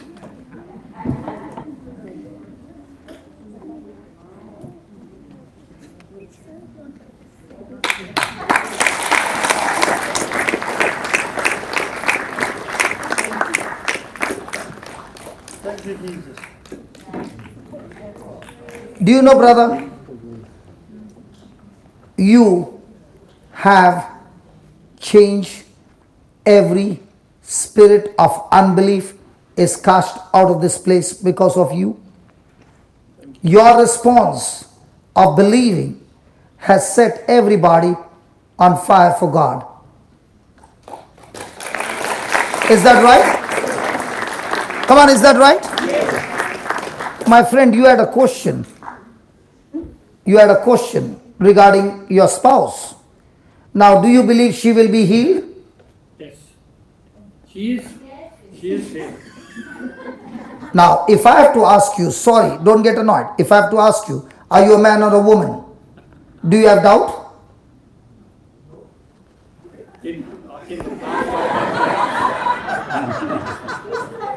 I said, I asked you a simple question. Are you a man or a woman? Do you have a doubt? No, you're sure. So when I asked you, do you believe your wife will be healed? You said yes. So do you believe she will be healed? That confidence of yours will get her healed. Because the Bible says, Jesus saw the faith of those people who lowered the paralytic man. He did not speak the faith of a paralytic man, but the people who lowered the man. So even though he was not willing to agree, I said, Lord, you can use my faith to get it jump start. And he said, don't deal with anything, just deal with this pain, which is severe. And when he sees that pain go, his whole system will change. Hallelujah. I'll tell you, today has been the best class I've ever had, when the Lord has been teaching us how to open the tap. How to open the tap. How to open the tap. Praise God. Hallelujah. Hallelujah. Hallelujah. The couple right behind, you had some questions, right? Now, are you supposed to open the tap? So, is your baby going to be healed?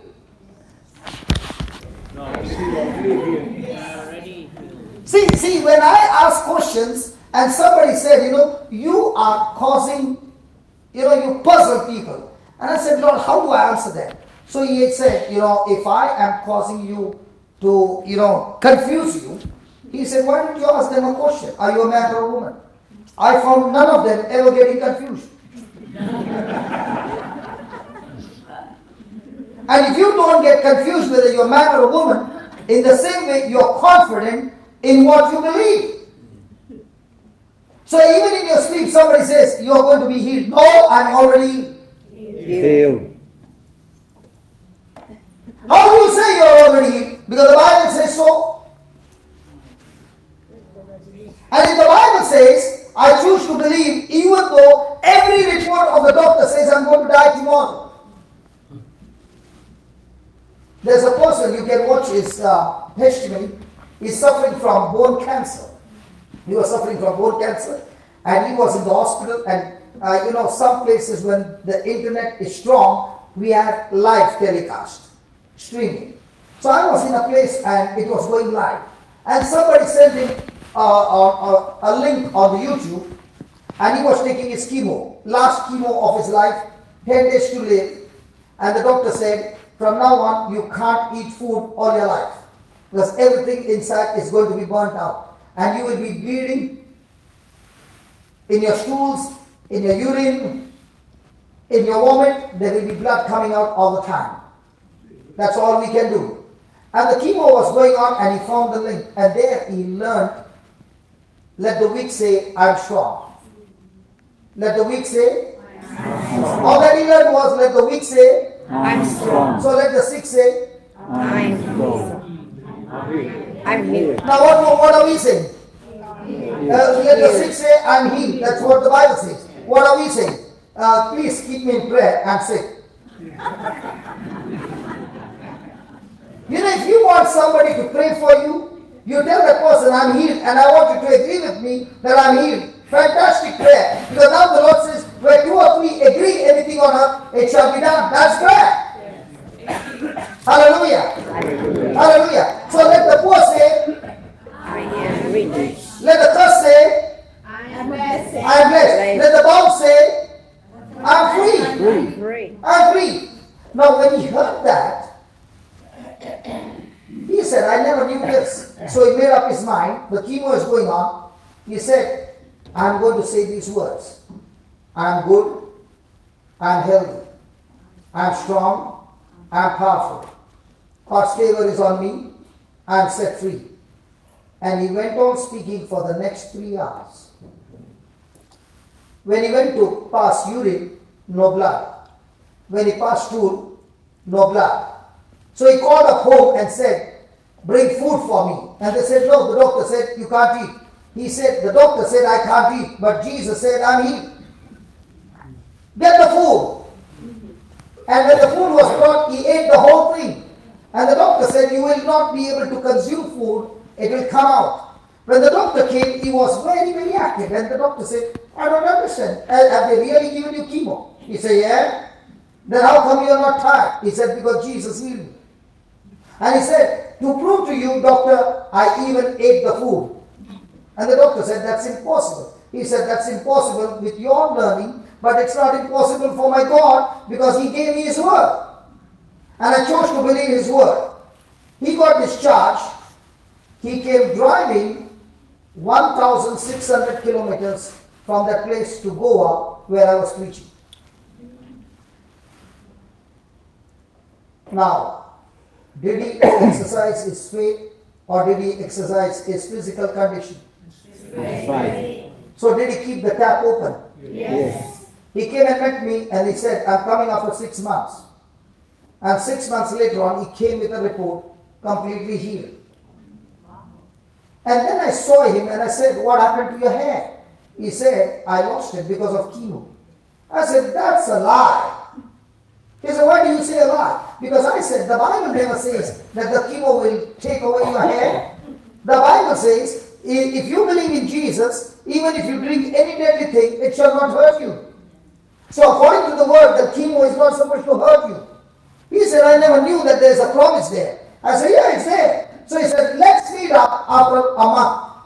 And the whole day he kept saying, chemo, you have no bad effect on me. My hair is growing. I thank you, Jesus, for the new hair. On the 8th day, the hair began to come. And now he's got a big beard. And the beard is his trophy. Every time he touches it, he says, cancer, I killed you. Hallelujah. Hallelujah. Hallelujah. Did he make long prayers? No. Did he ask God to heal him? No. Or did he agree with God? What Jesus did is grace. What he responded is faith. Hallelujah. Thank you, Jesus. Is it interesting now? Is this grace available to everybody? Yes. Okay, give me that 2 Peter 1 verse 4. Excuse me, brother. Yeah. That lady there, she's very sick, very sick. Backache. Now that lady is very sick. Are you speaking faith or are you speaking psych? Brother, I can see with my eyes. Listen, brother, I can see with my eyes, but I guarantee you, when I ask her a question, her response will be something not in agreement. Do you believe God will heal you? I am healed. Really? Really. Come here. Come here. You believe that? I believe. Stand here. What problems you got? My specialist said, your hope only is the miracles. No. I don't want to hear what he said. I want to hear what's the problem so that we can kill it. My Hey, we came to church to learn how to kill it. Why did you come to church? To learn how to kill it. We are here to learn how to kill it. Tell me, what's that it? My spinal from cervical up to the last limb. Oh, I'm tingling. I have tingling. I have spondylosis in my C5, C6, C7 just only 2 weeks ago. C5, C6, C7. Yeah, after I received already injection of cortisone. No. All that you saw, all that you said, are you a nurse? I'm asking you, are you a nurse? It come out from my MRI. No. Are you a professional nurse? No. But the kind of knowledge you have about medical science is great. Yeah, because I study and learn nursing, certificate trained. Yeah. And because of that, you know a lot of things. Yes. And that's what is telling your mind, no chance. My specialist told me. Hold on. Hey, listen. Are you going to curse her or are you going to bless her? Bless her. So when you look at her and not curse that lie coming out of her mouth, then you're not helping her. Because she's speaking all that the doctor said. So her mind is full of what the doctor said. Yeah. Yes. But when I asked her, what do you say? She said, I am healed. okay. Now, you said you are healed, right? I will not pray for you. I want you to close your eyes and listen. Open your eyes. Do you remember the woman with the issue, with that bend back? What did Jesus say to her? Loosed and straight. Jesus said, woman, you are loosed Woman, you are loosed of your infirmity. of your infirmity. And now, you close your eyes.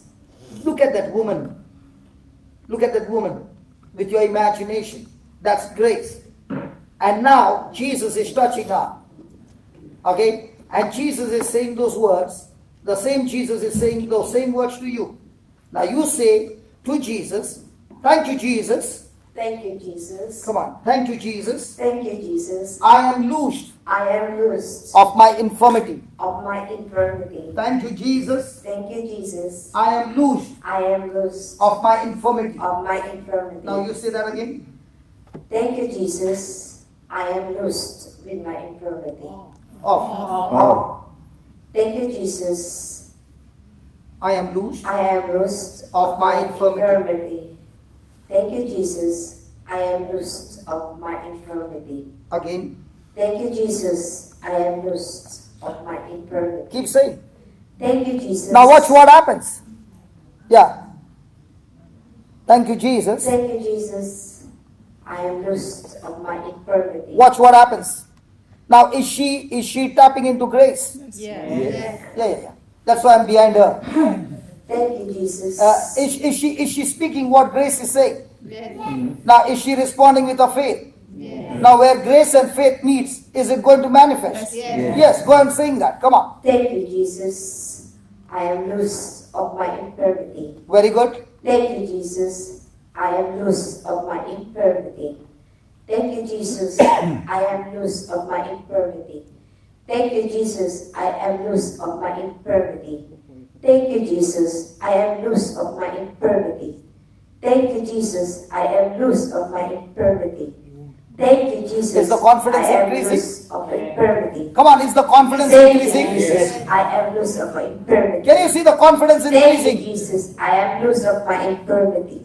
Thank you, Jesus. I am loose of my infirmity. Your shoulders are hip. Now watch this. Watch this. Open your eyes. Do this hard. Yes. Do you have any pain? Do you have any pain? Now, let's fix up the L, 5, 6, whatever it is. Okay. Take it again. No. Okay. No. Let's fix that. Say the same words. Thank you, Jesus.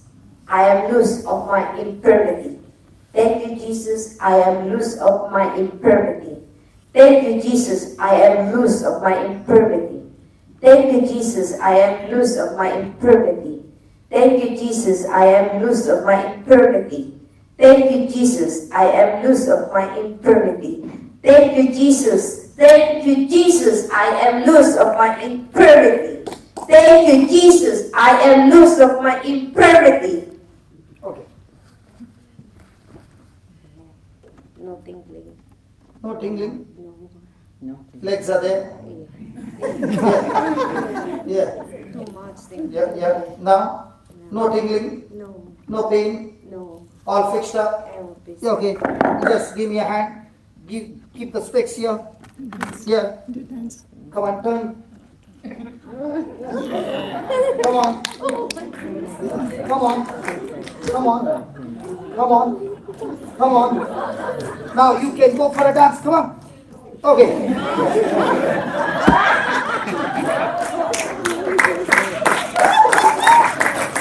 Come on.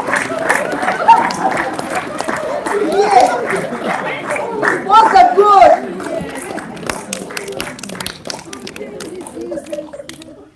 Now why are you crying?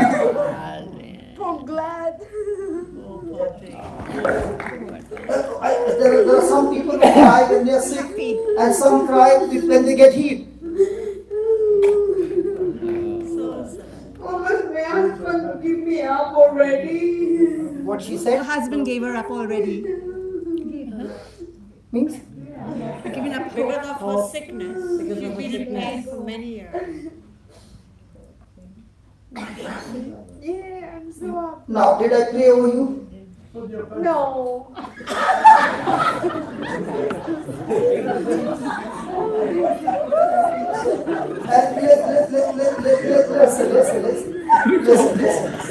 Listen. Hey, come on, listen. Please listen. Only a person in pain understands. I understand what is pain because I've been there. And when you don't have any help and you don't know where to go, and you're suffering, and nobody's teaching us to open the tap. Now, did I pray with her? No, I just told her, speak God's word. Now, what did she say? Thank you, Jesus. What? No, don't tell her. What did you say? Thank you, Jesus. I lose my infirmity. I am loosed. I am loose of my infirmity. Now, was that a big prayer? No. That lady in white, can you please come here? White with linings here. Yeah, you can sit down. Thank you. Do I know you? Have I met before? Now, did you pray to God? That Lord, I want to do the same to others. Yeah, I did. Wow. That's what he told me. Okay. Yes. And that's why he told me, call her. And I'm going to anoint her because he heard your desire. Thank you. Now you just whispered in your heart, but he heard you. You never asked God to heal you or anything. You said, Lord, I want. I want to heal people. Come on. Can I pray? Please. Come on, hold my hand. And listen attentively. And those who have got the same desire, you receive wherever you are seated. Lord Jesus, I thank you. Tonight is the night of impartation. Oh Lord Jesus, you are truly the God of love, truly the God of compassion. And how true your word is, O Lord. My people are destroyed because of lack of knowledge. My people are destroyed because of their ignorance. My people are destroyed because of the wrong teaching. Tonight, O Lord, you have opened each one's spiritual eyes, spiritual ears, spiritual mind to show us that all things are possible to us who believe in you. Lord Jesus, O Holy Spirit, you are a teacher and a guide. All this time, we were trying to get connected to you with our own understanding. But today you showed us that your promise is grace. And when we agree to that grace, respond to that grace with our faith, there is manifestation. Father, in the name of Jesus, just like you opened my mind, the Bible says, Jesus, after your resurrection, you came and met your disciples, and you opened their minds, and you interpreted the scriptures to them so that they could understand the truth. In the same way, Lord, tonight this is my prayer for the sister. She believed. She's hungry and thirsty. And Jesus, you said, blessed are those who are hungry and thirsty for righteousness. Blessed are those who are hungry and thirsty for you.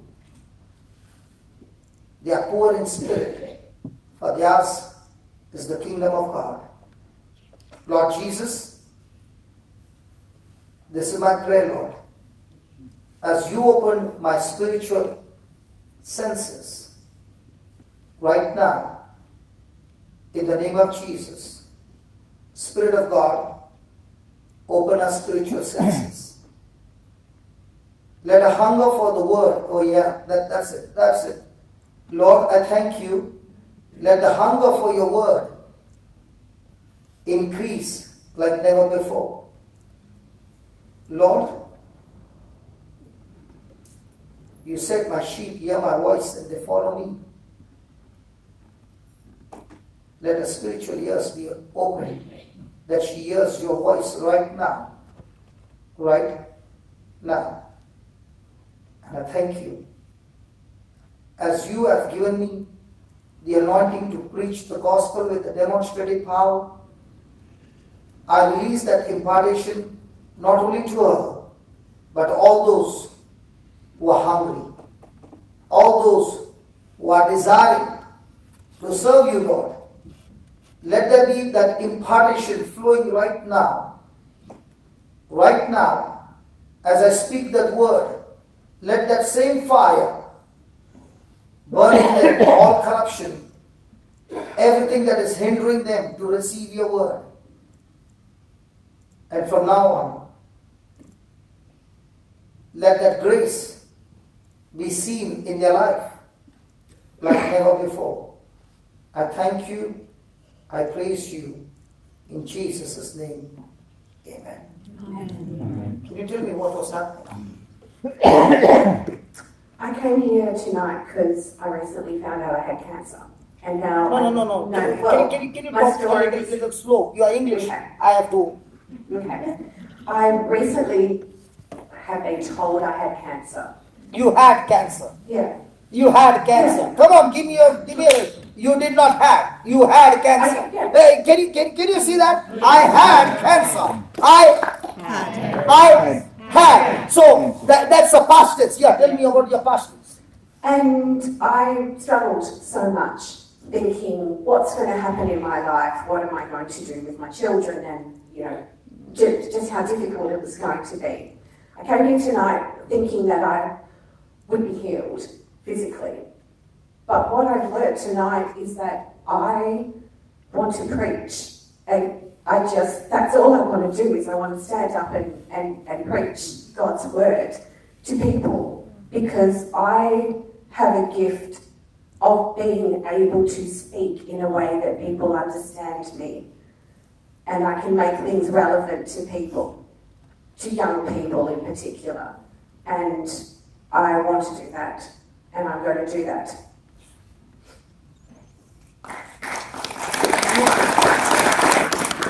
In other words, you want to teach how to cook.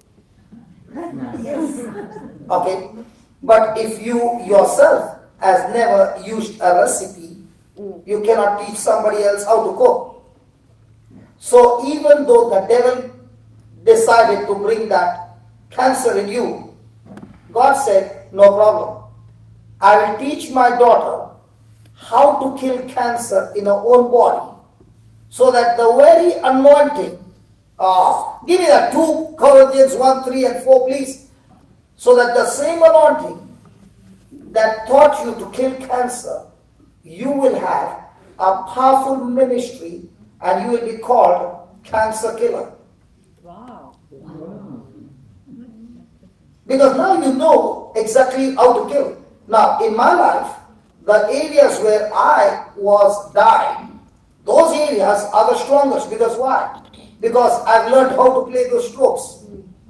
See, when you go to watch the lawn tennis, the ones who are masters, what do you call that? They don't play here? Yeah. They play only in UK? We're the best in the world. What are you talking about?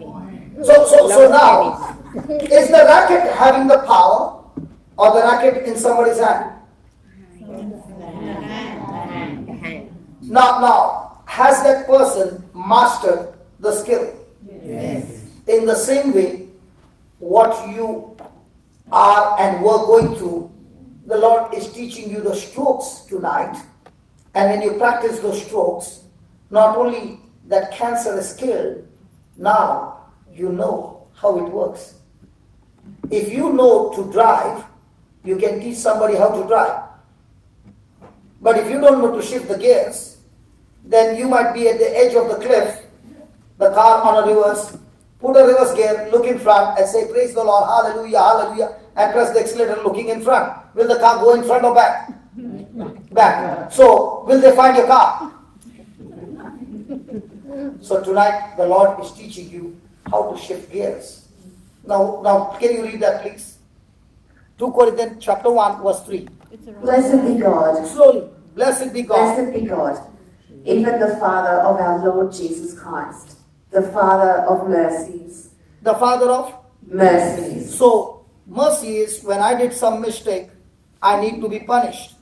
But mercy says, I cancel your punishment. And the Father is a Father of mercy. So whatever wrong has been done, has He cancelled it? Yes. So when the devil says, you know you got cancer because of da da da da da, and you say, oh no, mercy has cancelled it. Yes. Come on, give me a 5. Yeah. Then the Father of mercy, then? And the God of all comfort. Some comfort. All comfort. No, some comfort. All comfort. No, some comfort. The God of all comfort. Does that include your situation? Yes. Did you know that Father is a Father of all comfort? No. Now, did you see that word? So did you now receive the grace? Yes. So the next time you are uncomfortable, what will you say? But my Father is a Father of all comfort. So when the devil is talking about your children, what are you saying? Devil, you are talking about my future. Let me tell you your future. You are going to hell and I'm going to heaven. Wow. Yes. So is He the God of comfort? All comfort. All comfort. Then. Who comforted us in all our tribulation, He comforts us in some of our tribulation, not cancer. all of our tribulation, Does that include cancer? including cancer. Including every affliction, Yes, every work of Satan. every work of Satan. Okay. That we may be able to Now, comfort did he them. say he will or he comforts? He comforts. He never said he will.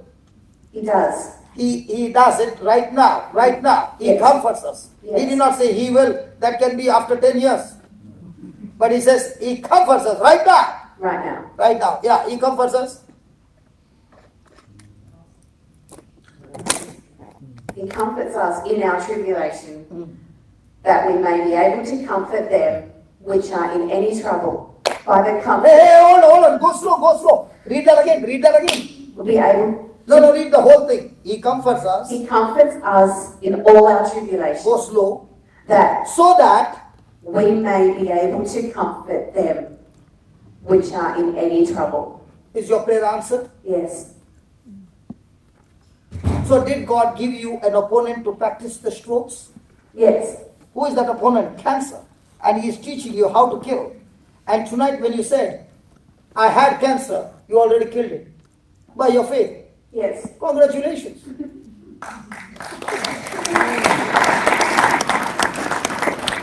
Praise God. Are you happy? Yes. Which are in any trouble by the comfort wherewith we ourselves are comforted of God. So, now do you know your ministry? Yes. Which one? Of God. Yeah, of God, but which one? The cancer killing one. Now do you have the proof? Yes. Now did I speak something from the word? Yes. So is he a liar? No. No, he's a truth. So you got a brand new ministry. You're just pregnant now. No. You're pregnant with this ministry I'm talking about. Hey, hold on. Hold on. You did not fall. No. Okay. Did Angel Gabriel come and speak to Mother Mary? Yes. Did he speak words? Yes. Did she get pregnant? Yes. Now, he spoke about the pregnancy of a baby. Yes. But what was given to her? The word. Now, I gave you the word about killing cancer. So, did you become pregnancy of killing cancer? Yes. Yeah. So, when you're going home, keep saying, Lord, I'm pregnant. And in this pregnancy, I have to study your word day and night.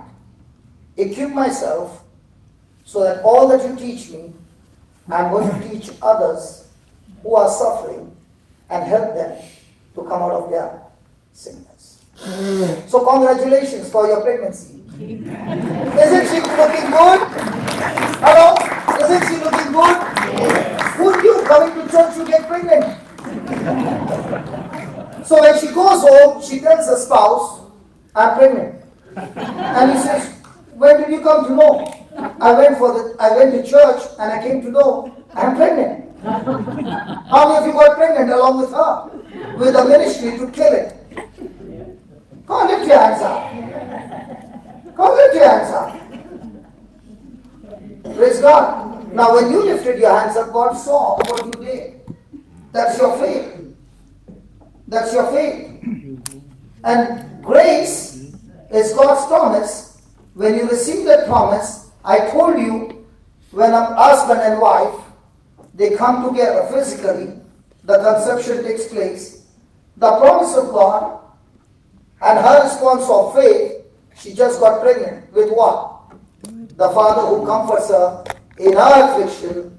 Now she's called to comfort others in any kind of trouble. He did not say only cancer. He said any. But you will be specialist in cancer. Brother, you want a glass of water? You're a brother. The Bible says, rivers of living water flows from the belly. I have got a river flowing from within. And you can see me for the next 6 hours. I'll be still the same. Do you know why? No. Because I'm tapping into grace. I'm not coming prepared with what I'm going to speak. I'm only speaking what he's telling me to speak. Did I know her? No. But he said she just made that break collar. Wow. Good. Thank you. Isn't she looking pretty now? Praise God. When the woman gets pregnant, she looks chubby.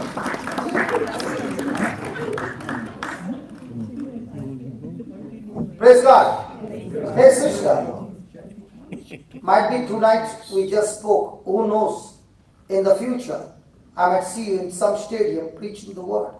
Because the person who took me to church, okay, when I lost my memory, she did not even know that the person whom she's taking to church would one day be going around the world. That's why don't ever underestimate God. He can tap his power and teach somebody how to operate in grace, and the person will be walking in the supernatural. What's my closing time? 9:30, brother. 9:30. Oh, praise God. Now let's go to 2 Peter 1 verse 4. And now after this, I'm going to call you both. Are you ready? They are both looking at each other. I'm asking you. I said, are you ready? They are both looking at each other. You go first, I go after. Hold on. After the scripture. Okay? Verse number 4. You are doing an excellent job, my dear sister. Did you get verse number 4? Yes. That is verse number 4. Yeah. Please read that. Whereby will be given Unto us. they will be given. Argument. See. The problem is you are reading the Bible like a storybook. Read every word. I remember the last time I was in Melbourne.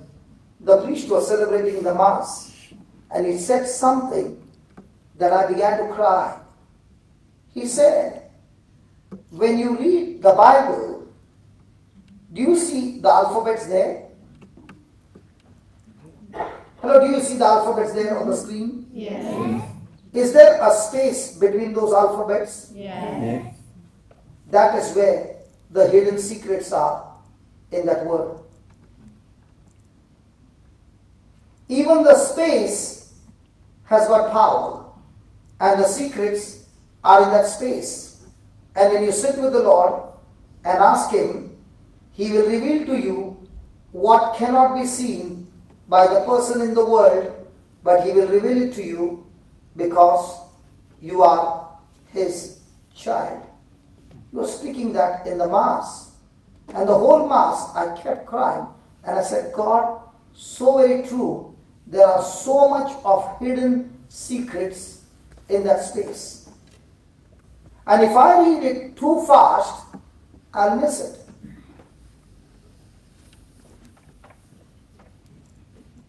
Whereby will be given unto us. Thank God, they are awake, Lord, they are awake. Thank God, they are awake. Whereby are given unto us exceedingly great and precious. So has God given you exceedingly great and precious promises? Yes. But do you know them? What if your father left a big inheritance and you did not even know it? And what about that man? He had a big inheritance by his grandpa and he doesn't know it and is sitting outside the church begging. Till someday a relative looks at him and says, are you so and so person's son? And he says, yes. What are you doing here? I'm begging. But you don't need to beg. What do you mean you don't need to beg? I don't have money. He says, come with me. And he takes him to the council and he gets all those documents of his inheritance. And now, when he gets those documents and he puts a signature there, is that property belonging to him? Yes. But if he doesn't know the documents, he can live as a beggar all his life. And the Lord says, everything that you need in life, I have given you in the form of a promise. So even the healings tonight, are taking place because of the promise. If you are looking for deliverance, it's in the promise. You are looking for protection, it's in the promise. You are looking for a blessed marriage, it's in the promise. Everything you want is in the promise. What's your checkbook? The promise.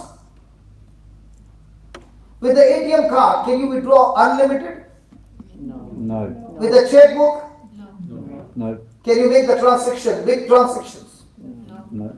No? Yes. You can't do purchases? Yes. With the checkbook? Yes. I never knew in Australia they don't allow you. Yes.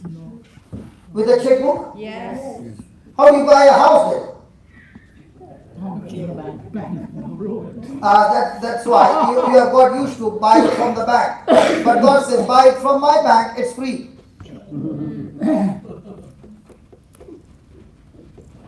Now I'm here to tell you, when I lost everything, I was on the street. I lost my house, I lost my business, I was minus when I met the Lord.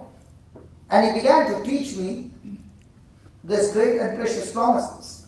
And when I began to apply the Bible system called faith, supernaturally, God began to bless the same business where I lost everything. And in no time, everything began to increase. And it went on increasing and increasing till one day He had to ask me, do you want to continue in your business or do you want to leave everything and follow me? And He showed me that night the life that He had changed me in a matter of 9 years.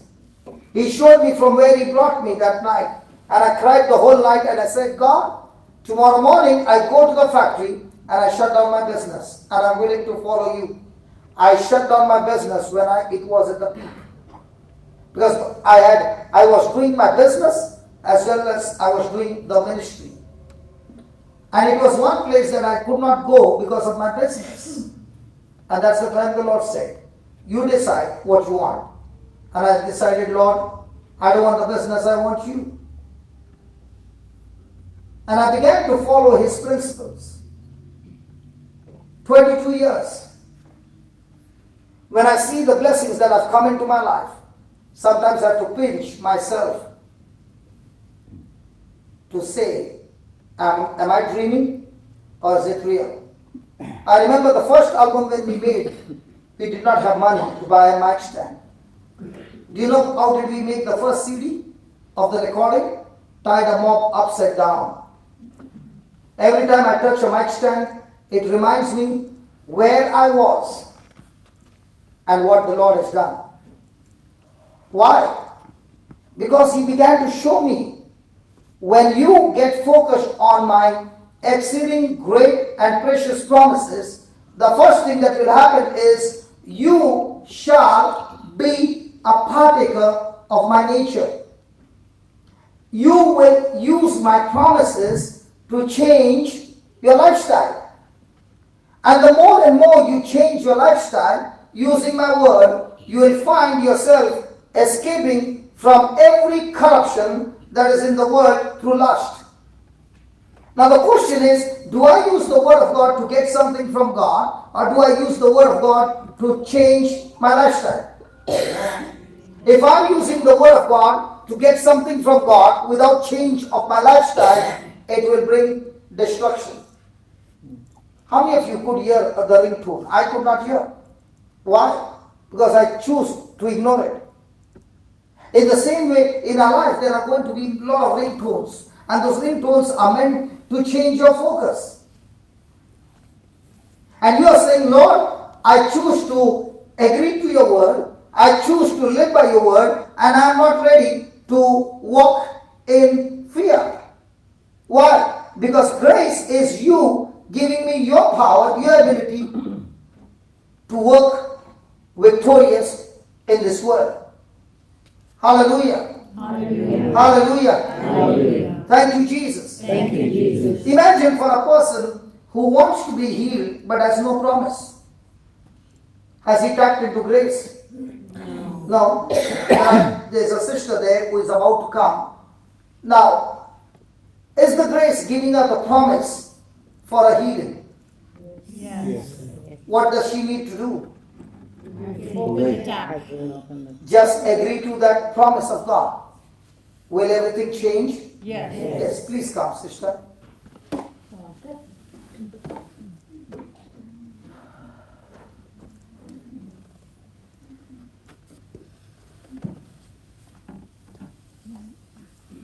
You are on video, is that okay?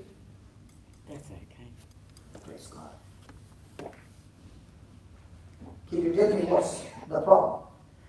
I had my hips done, and I had lung cancer, and I've got something wrong with my arm.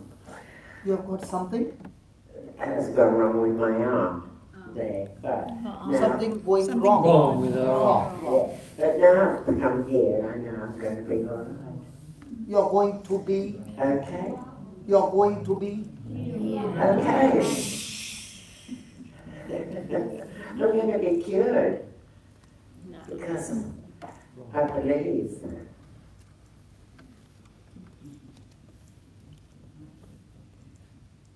How many of you agree with her in prayer? Nobody is agreeing with you. Why are they not agreeing with you? Well, I do believe. Yeah, you do believe, but what do you believe? I believe that Almighty God will heal me, Okay, save me. okay. Now what she said, has she agreed to grace? No. So as long as she has not agreed to grace, will the power of God work for her? No. Is that brother come with you? No. No, he has come with her. Okay.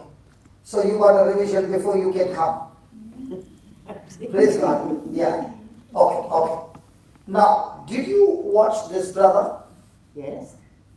Yes, I did. Now, did he say God will heal him or God has healed him? He said God will heal him. Yeah, in the beginning. Yeah. And you taught him that God had healed him. Yeah. And when he believed that God has healed him, what happened? He was healed. So why are you not believing the same?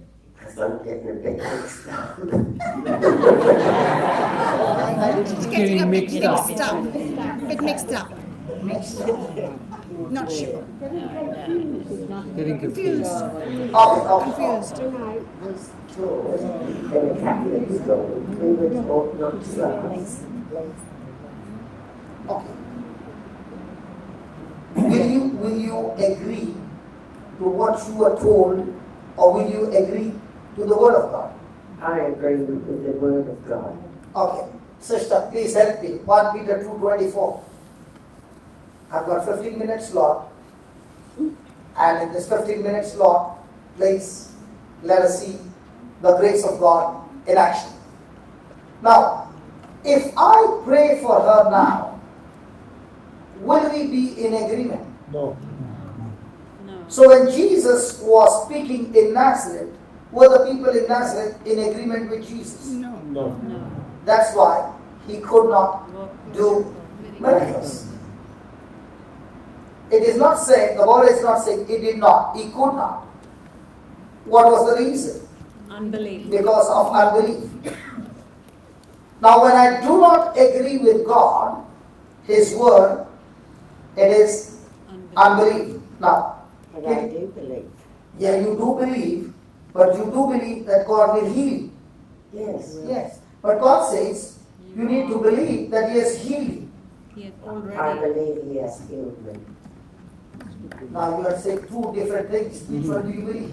The first one or the second one? The second. So you believe you have been healed. Yeah.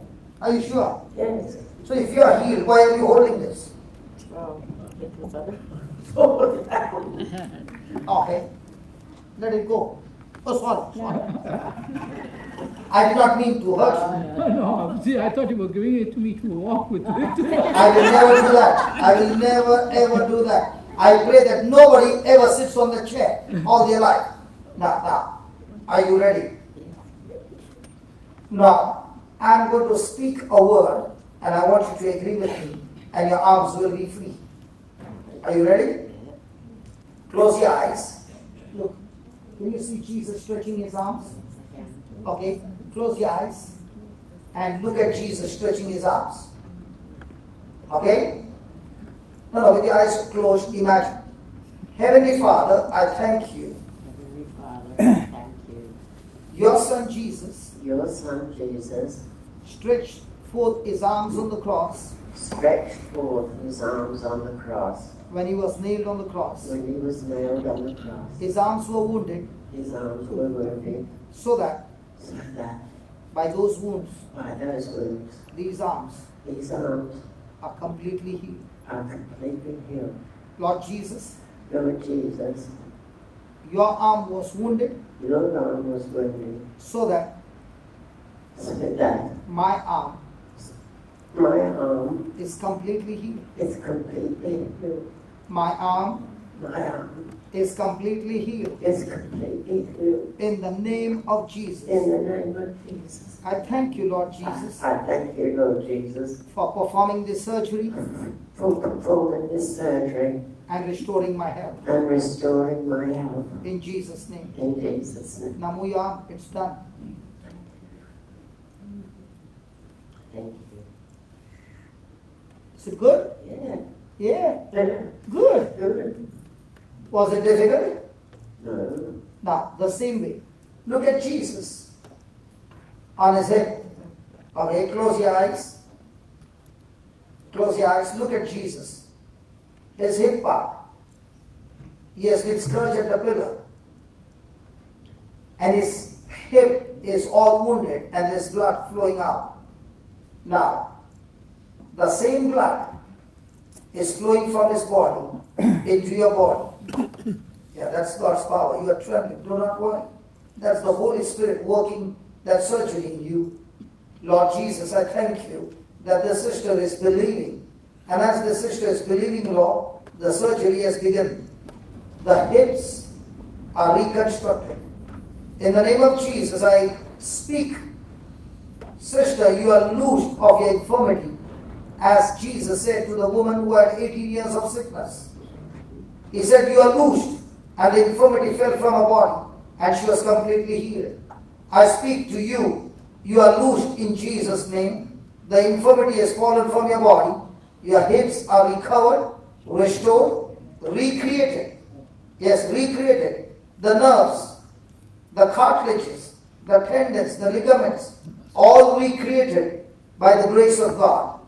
And Lord, as we exercise our faith, the manifestation has begun and the surgery is over. And all the pain has left her. In Jesus' name. Amen. Now we can go for a walk. Are you ready?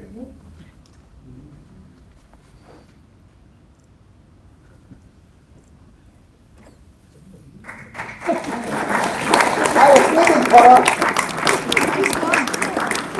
I was waiting for her.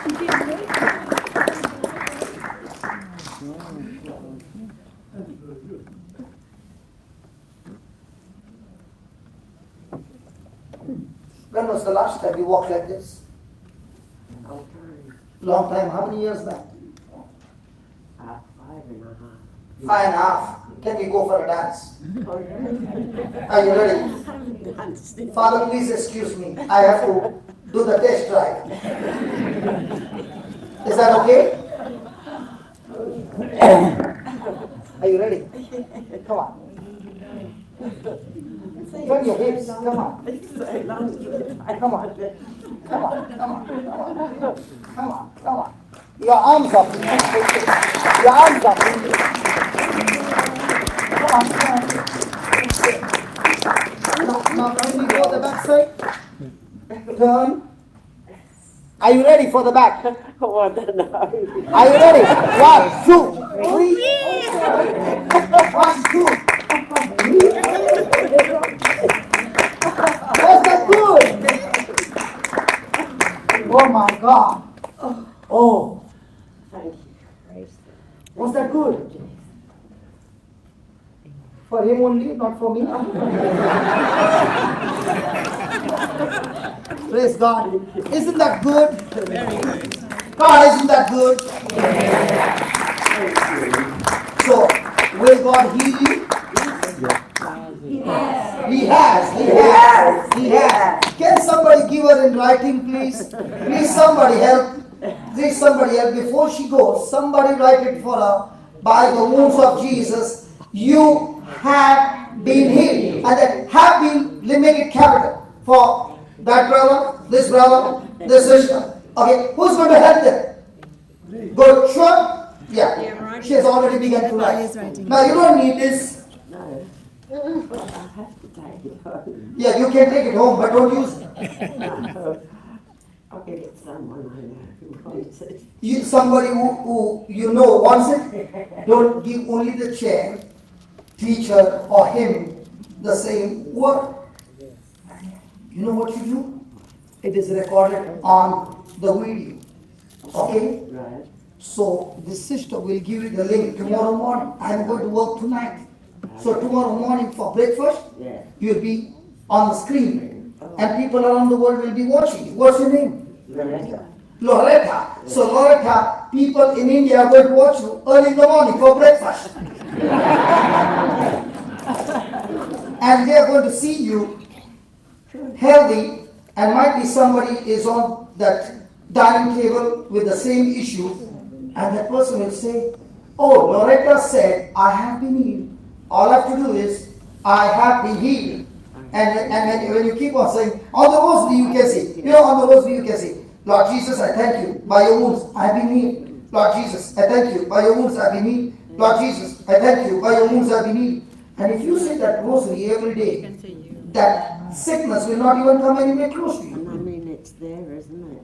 Yeah. Praise God. Praise God. Praise God. Praise God. Can I get one more hug? Yeah. Yeah. Get two. My mom is gone to heaven. But as Jesus said, when you come to me, you'll get plenty of mom, plenty of dad, plenty of brother, plenty of sister, plenty of children, but one wife.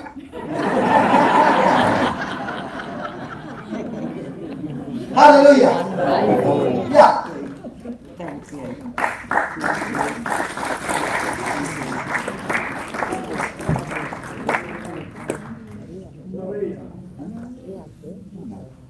Father, can you give us 10 minutes overtime? Granted? Sorry? Oh my goodness. He said if you want to give it 1 hour. Really? You have given me 1 hour extension? Wow. He's sleeping. Please. Yeah, can you tell me what's happened to you? From the last 10 years after hip operation, I've used a walker. And now I'm in a wheelchair because I'm just over 90. And I feel very You're over 90 in weight? less than that in the weight. And what are you over 90? In my age. Might be there's a problem in the birth certificate. I feel it all the time. I was in Sri Lanka, and in my Bible class, there is a mama who comes to the Bible class. She'll never miss the class. She's 98, and she'll sit on the first row. And she'll always say, talk to God to take me home. Talk to God to take me home. I have enough of my life. And she had no sickness. Okay? And one fine day, she fell down and broke her leg. So I went to meet her at home. And she said, I broke my leg and, my leg can't get healed, the doctor said. I said, it's all happening because you said, take me home. You're going to die with more suffering now. She said, I don't want the suffering. I said, will you stop telling, take me home? You are a soldier. Come on. There are so many people out there in the world dying, and God has kept you so that you can pray for them the whole day. And she said, yes, I'm doing, but I want to go home. I said, listen, God has given you 120. She said, no. And I said, okay, you want to go home, so let me pray, God, Lord, give her deadly sickness that she can go home quickly. She said, no. So I said, are you willing to live for Jesus? And she said, I cancel my words. And we made a prayer. Her bone miraculously got healed, and she continued to come to the Bible class. And I said, when are you going home? She said, not yet. Hallelujah. Because the words that you speak has got life. The words that you speak has got death. Praise God. Now. What are you believing? That God will heal you? I'm not asking for healing. Somehow I think I've got to live with this. You know, this ache, this arthritis. Lord, this is like a wrestling match. Everybody is coming and punching me, Lord. I'm praying for someone else who's, you know, very. Sorry? We were praying for someone else. Come here. Please come. You are? That's my daughter. Okay. As a mother, do you want your daughter to be sick? I'm not fine. No, I'm just asking. We are in the court now, okay? And I'm the lawyer. Do you want your daughter to be sick? No.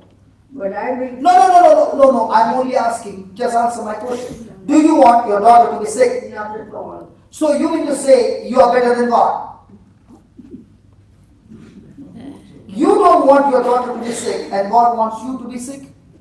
No, it's not what He wants me to do, but I don't know. I'm just having these problems, that's all. Yeah. So please, can you change your thinking? Yes, I should. So do you believe that tonight is the night of your miracle? Yes. So are you willing to get healed, or you want to stay in the chair? Oh, not at all. If I could walk, it would be wonderful. Now I don't need you. Praise God. Now, thank you, sister.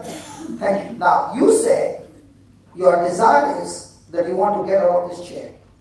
Yes.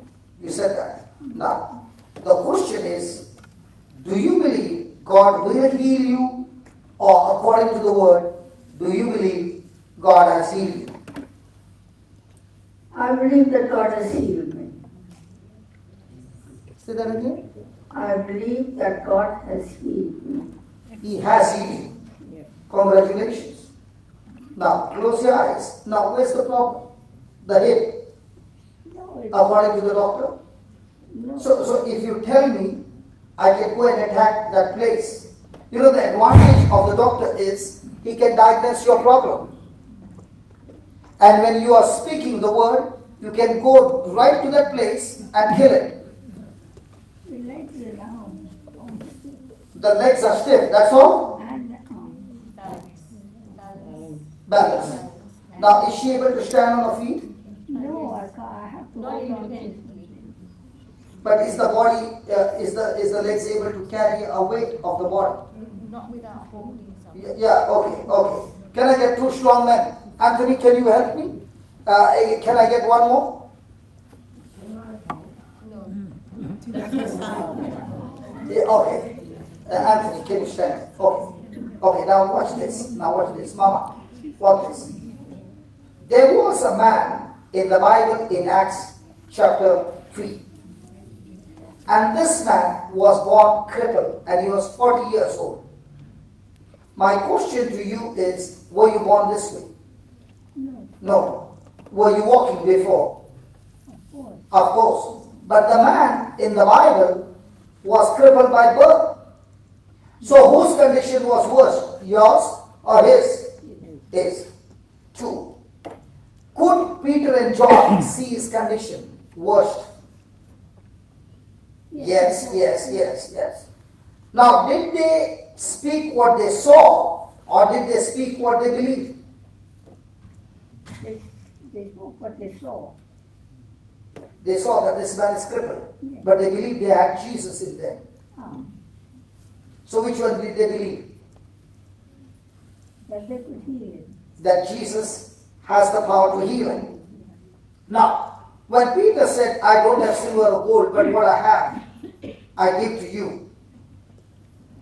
Peter and John said, in the name of Jesus, rise up and walk. Right? Now, did the crippled man say, but I've been a cripple all my life? No. Did he agree with that word? At once. At once. Now, will you start thinking for a moment? Take your time. We are going to see this miracle. Listen. Take your time. I want you to think when you were 30 and 40. How were you walking? I'm a nurse. Yeah. That's my profession. That was your profession as a nurse. So you were running around for touching the patients. Now imagine that. Because the Bible says, I'll show you a scripture. Give me Ephesians 3:20. Now what am I doing? Hello, what am I doing? Grace. Giving her promises after promises, so that through those great, exceeding great and precious promises, she can escape from the sickness. We just read 2 Peter chapter 1 verse 4, that God has given to us exceeding great and precious promises, that by these promises we might be partakers of His divine nature, having escaped from every corruption which is in the world through lust. Amen? Now, give me Ephesians 3:20. It's up there. Okay. Can you see that? Okay, I'll read it for you. Now to God. When? Now. Right now. To God, who is able. Now, do you believe God is able to do a miracle for you tonight? Come on. Do you believe that? So God is able To do. how much? Exceedingly, abundantly, far above all that we ask or think. According To the power. to the power working in heaven. In us. In us. In us. The Bible says the power to get you healed is in you. And that power is a power of grace. But all that power needs is your imagination, your thinking to God's word. Do you understand that? So forget about your stiff legs. Believe. Close your eyes. Close your eyes. Look at Peter and John coming to that man, born crippled, and speaking to him words, and speaking to him and saying, in the name of Jesus, rise up and walk. And the man, receiving the word, agreed to that word. And when they picked him up, he exercised his faith, believing, and his crippled legs became straight. In the same way, your stiff legs are being loosed right now in the name of Jesus. Are you ready? Are you ready? So I'm talking to you the same words. Can you grab up by both the sides? In the name of Jesus, I'm talking to you. Come on, rise up and walk. Come on. Come on, keep moving. Good, good. Get the chair out. Get the chair out. Keep standing. Keep standing. Now, can you keep saying, thank you, Jesus, I'm healed?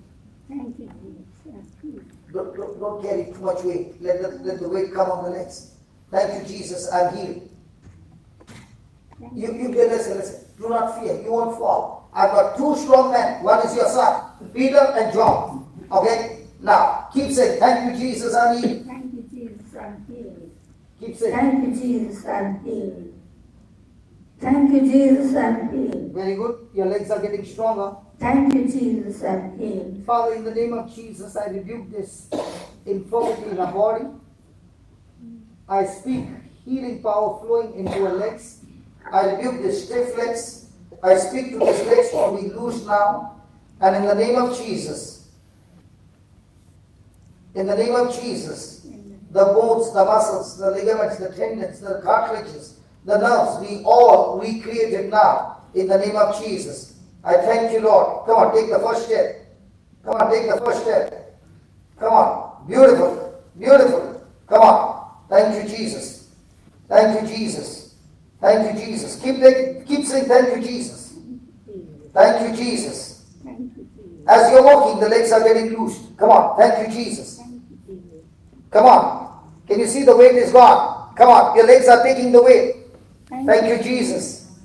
Hey, the legs are taking the weight now. Come on. Brother, just turn the camera, please. Thank you, Jesus. Thank you, Jesus. I speak to those legs. The right leg, I speak to you. Be made straight now. Straight now. Straight now. Come on. Come on. Come on. Thank you, Jesus. Brother, can you release that weight on the legs, please? Only help or balance. Okay? Yeah.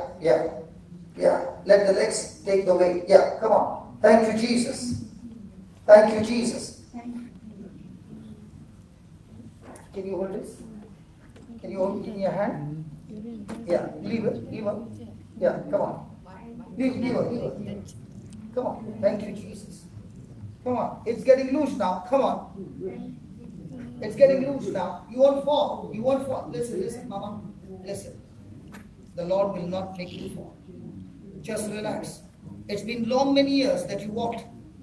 Yeah, come on. Thank you, Jesus. Say that tonight is my night. I'm going out of this place healed. Thank you, Jesus. Thank you, Jesus. Thank you, Jesus. Thank you, Jesus. Are your legs getting loose? Yeah? Yes, come on. Let's go up to there.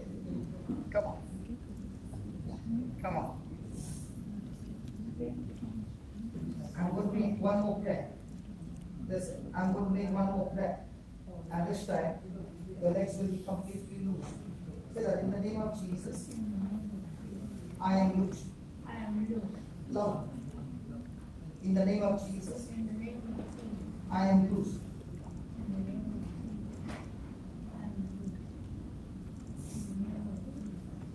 Just relax. In the name of Jesus, I am loose. That imbalance is going on. That imbalance is going on. Father, in the name of Jesus, I thank you that you are strengthening our legs. Lord, I thank you. You are the strength of our life. Thank you, Jesus. Come on. Let's go. Come on. Walk straight. Come on. Walk straight. Come on. Thank you, Jesus. Thank you, Jesus. Thank you, Jesus. Thank you, Jesus. Thank you, Jesus. Thank you, Jesus. Beautiful. Come on, let's go. Come on. Yes. Come on. Do not fear. You won't fall. Come on. Let's go for a big walk. Come on, Mama. Thank you, Jesus.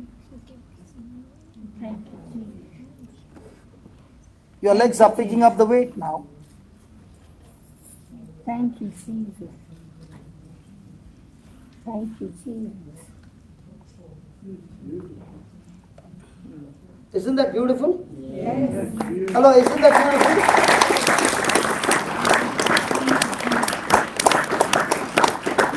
When was the last time she walked like this? And you know the best part? She can take the body, her legs are taking the weight. Now, hold on. Do you have any pain now? No pain, but Can you change your mindset? No pain. So why are you worried? See, all this time there was pain in your legs. there was fear. Yeah, fear. Now the tap is open. Can you keep the tap open? Yeah. Say that. Thank you, Jesus. Thank you, Jesus. Say it with strength. Thank you, Jesus. Confidence. Thank you, Jesus. Now watch this. I'm going to tell your son to be at the side. I'll be at the side, and you are going to learn to balance. Are you ready? All right. No fear. See, he's there. He's right beside you. Okay? Leave.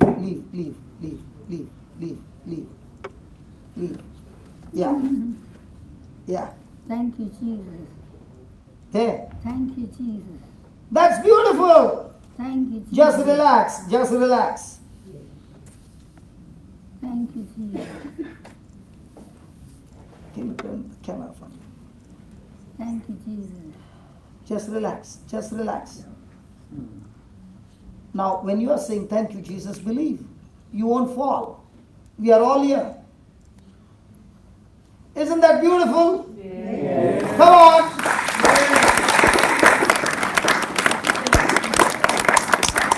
Who told you that you can't balance? I think the hospitals will call you for duty again. Because what we learned today, the very affliction that healed her, the Lord who healed her of that affliction, she's able to go and heal others. So you are on the job now, on duty. I am on the job otherwise too. Passing the word around. Praise God. Good word. Yeah. Yes, God's Yeah. word. Yeah. I don't forget to do that. Yeah, good. You know, when you're having a conversation with me, you forgot that you are standing on your own. Can you see that? Now, when you're standing straight, are you having any problem? No, just still the balance is coming. That's what you are thinking. Just relax. Come. I'm going to dance with you in 2 minutes.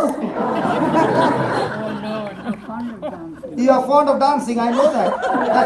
That's why he said about the nursing, he said about the dancing. And I love to dance with young people. Because they are very light.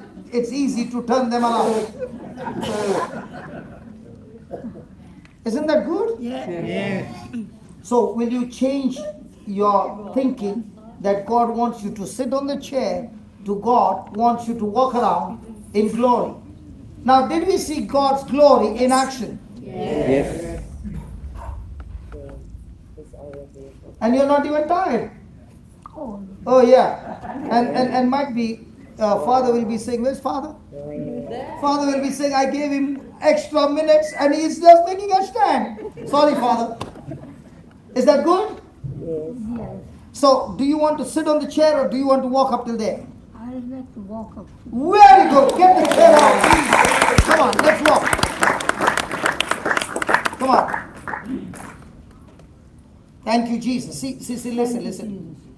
Your words open the tap. Your words open the tap. Come on, go ahead. Thank you, Jesus. Thank you. Yeah.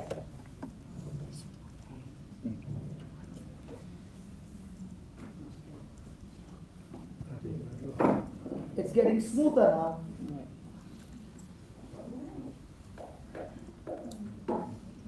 No fear. You remember when you were 30?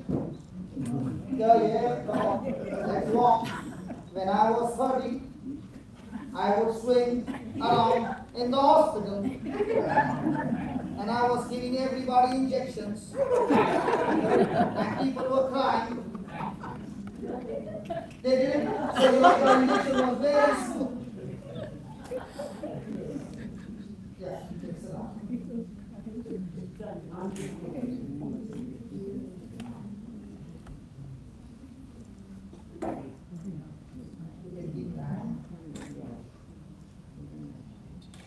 And now you can relax.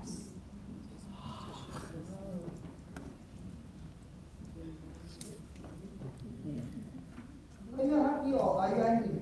Because I put too much of pressure. Are you happy? Yes. Praise God. Yeah. Somebody. Yeah. Somebody else.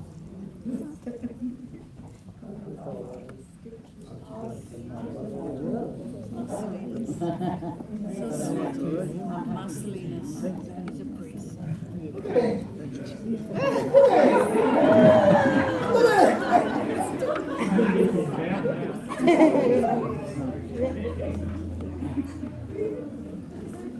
Today is the man of the match. He turned the whole match around.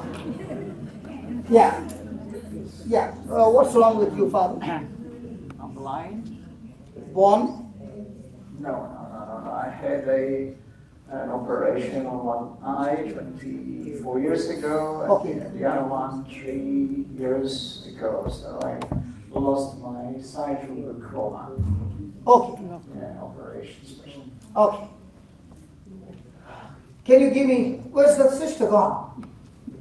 Sister is here. Here. She's taking to change the room. Oh, she came to take my photograph? My photograph? Wow, my photograph! Wow, my photograph! Mine? Yes. Don't worry, after the service I'll give you plenty. Okay, Romans 4:17. Isn't this good? Tonight we are learning how to kill. Yes. Hey, are we learning how to kill? Yes. Do we need to sweat for it? No. Or believe it? Believe it. Open the tap. Open the tap. Look at her talking now. Open the tap. Open the tap and always positive. Always Jesus is the powerful. Praise God. Hallelujah. Okay, Romans 4:17. Yes, you say. As it is written. As it is written, I have Made thee made thee a father the father of many many nations. Now pause. Abraham. Was Abraham father of many nations at that time? No. Was he a father of even one child? No. But what did God call him? Father of nations. Father of many nations. What did God call him? Father of many nations. Now was it God calling him in the physical or in the spiritual? Spiritual. Now what about Abraham? What does it say? What's the next line? I made you the father of many nations. Before. Before him. What is that before him? In the sight of God, or in the presence of God, or focusing on God. And what did he believe? God who quickeneth the dead. the dead. In other words, God gives life to the dead. If God gives life to the dead, is he the same God who gives life To the living. to the dead eyes? Yes. So now, is he covered under grace? Yes. See, every promise is grace. And when we have the promise, is grace going to multiply? Yes. Come on, is grace going to multiply? Yes. So now, according to the word, has he got grace now? Yes. And what's that grace? God gives life to the dead. to the dead and calls, come on, watch that, Those things. and calls Those those things which that be not As though they were. as though they were. Yeah. Now, when you see that this priest cannot see, what do you call him? Blind. But what does God call him? He has got sight. Sighted. See, God never calls things which are there.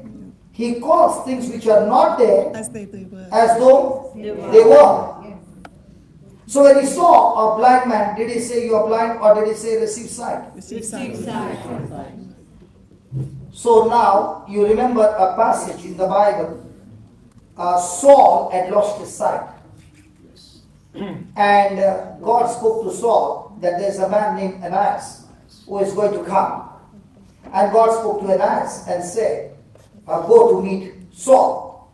And Ananias was scared and he said, he's persecuting the church. And the Lord said, no, he is one of us. So Ananias went to Saul and said, Brother Saul, the Lord Jesus whom you met on the way to Damascus has sent me. And he said, be baptized in the name of the Lord Jesus, and Brother Saul, receive your sight. Did Ananias speak words? Yes. When he spoke the words, the Bible says, the scales fell off the eyes of Ananias, of Saul. Do you believe now the scales will fall off, and whatever is wrong, the Spirit of God, by grace, through faith?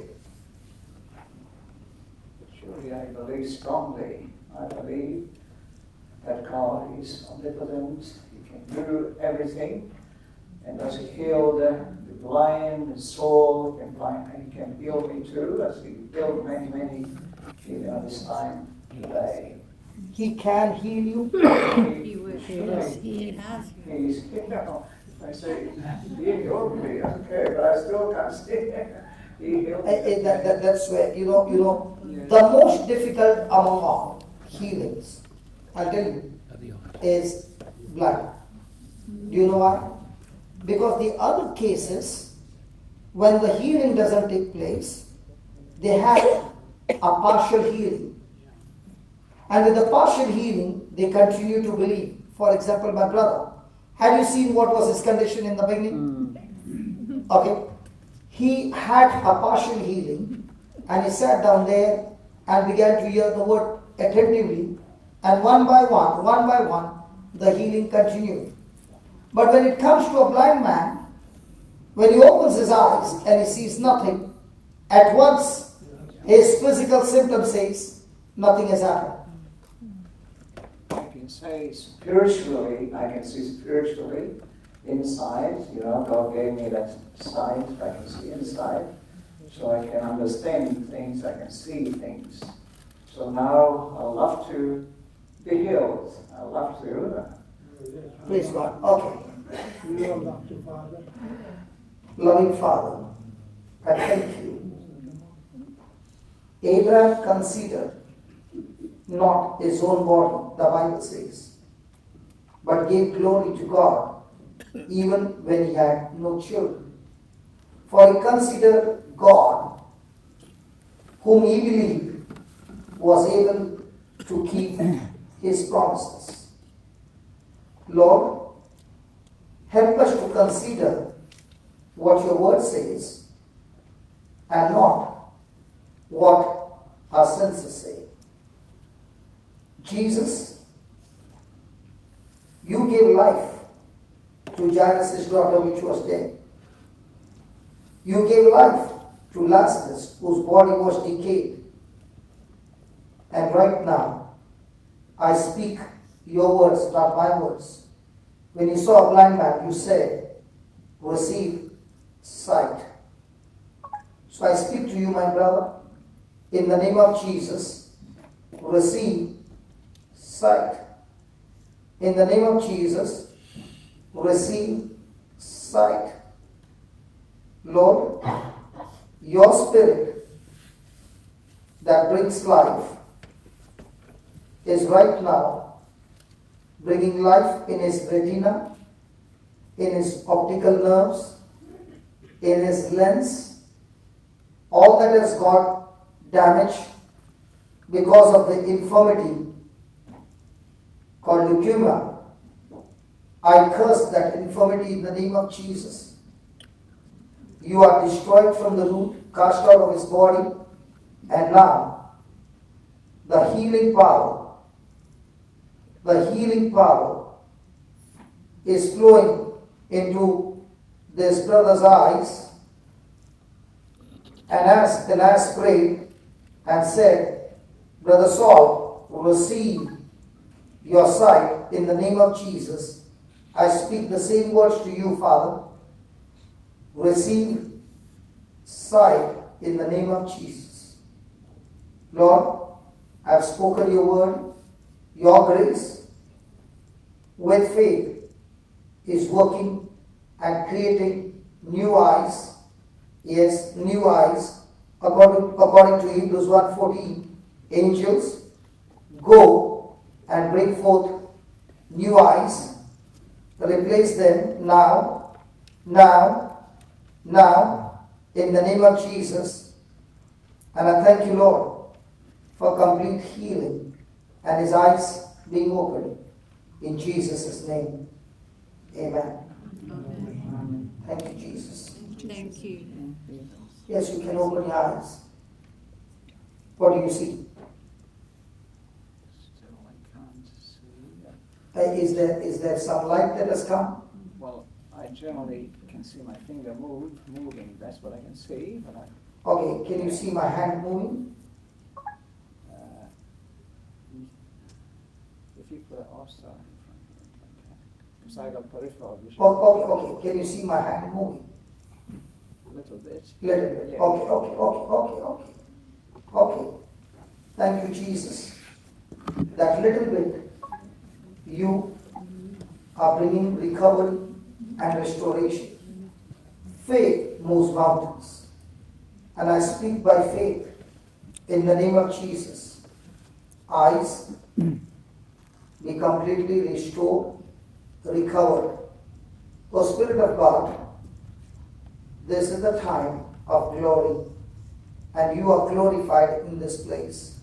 It is you who is performing this creative miracle, Lord, and it is all by your grace through our faith. I thank you, Jesus, for opening his eyes completely in Jesus' name. Amen. Now, See moving the hands. you can see the hands moving now. Yeah. Lord, I thank you. It's getting more and more improved, Lord. Lord Jesus, I thank you for Father's faith. He is agreeing to that grace. And I thank you for Spirit of God. The Bible says in 2 Corinthians 3:17, now the Lord is the Spirit, and where the Spirit of the Lord is, there is freedom. Freedom from this blindness, freedom from this affliction, freedom from every damage in his ear, in his eyes, and complete recovery in his eyes, in the name of Jesus. Thank you, Lord. Now, receive sight in Jesus' name. Open your eyes and see clearly in Jesus' name. Amen. Now, much better? I can see more the shirt, white shirt. You can see the white shirt. Praise God. Then we give the Lord a big hand of praise. Lord, I thank you. The Bible says in Revelation 12:10 that we overcome Satan by the blood of the Lamb and by the word of our testimony. Thank you, Lord, that this priest is believing in a creative miracle tonight, and now he can see the shirt which is white in color. Now, Jesus, you said that we overcome Satan, we overcome this blindness by the blood of Jesus. Oh, the blood of Jesus has life, and the blood of Jesus brings life. There's life in the blood, and this life is flowing into every cell, every tissue of the eye, connected to the brain, so that everything is recovered and restored. And the Bible says we overcome Satan by the blood of the Lamb and by the word of our testimony. This is the word of our testimony, Lord, that you, Almighty God, by your grace, has reconstructed, restored his eyes completely, and we can see your glory in this place. We thank you, we praise you, in the glorious name of Jesus. Amen. Now, can you see it clearly? Not clearly, but But- I can see around here. You can see my arm now? Here. Yeah? Yeah. Now you can close your eyes and say this. I receive my sight I receive my sight in the name of in Jesus. the name of Jesus. The blood of Jesus The blood of Jesus has cleansed my eyes. has cleansed my eyes. The blood of Jesus The blood of Jesus has restored has restored every cell, every cell, tissue, tissue, every optical nerve, every optical nerve, whatever was damaged, whatever has been damaged, whatever was damaged has been recreated has been recreated because there is life in the blood of Jesus. because there is life in the life of Jesus, In the blood of in the Jesus. blood of Jesus, And the blood of and Jesus the blood of Jesus has restored my sight. has restored my sight. I overcome this infirmity. I overcome I overcome this this infirmity infirmity by the blood of by Jesus the blood of Jesus and the word of my testimony. and the word of my testimony. My testimony is, My testimony is, by the wounds of Jesus, by the wounds of Jesus, I have been healed. I have been healed. I have been healed. I have been healed. I can see I can see in Jesus' name. in Jesus' name. I can see I can see in Jesus' in name. Jesus' name. I am healed I am healed in Jesus' name. in Jesus' name. It's finished. It's done. It's Come on. finished. It's done. Yeah. Hallelujah. Yeah. Now what do you see? I can see. Can't see your face. But Oh,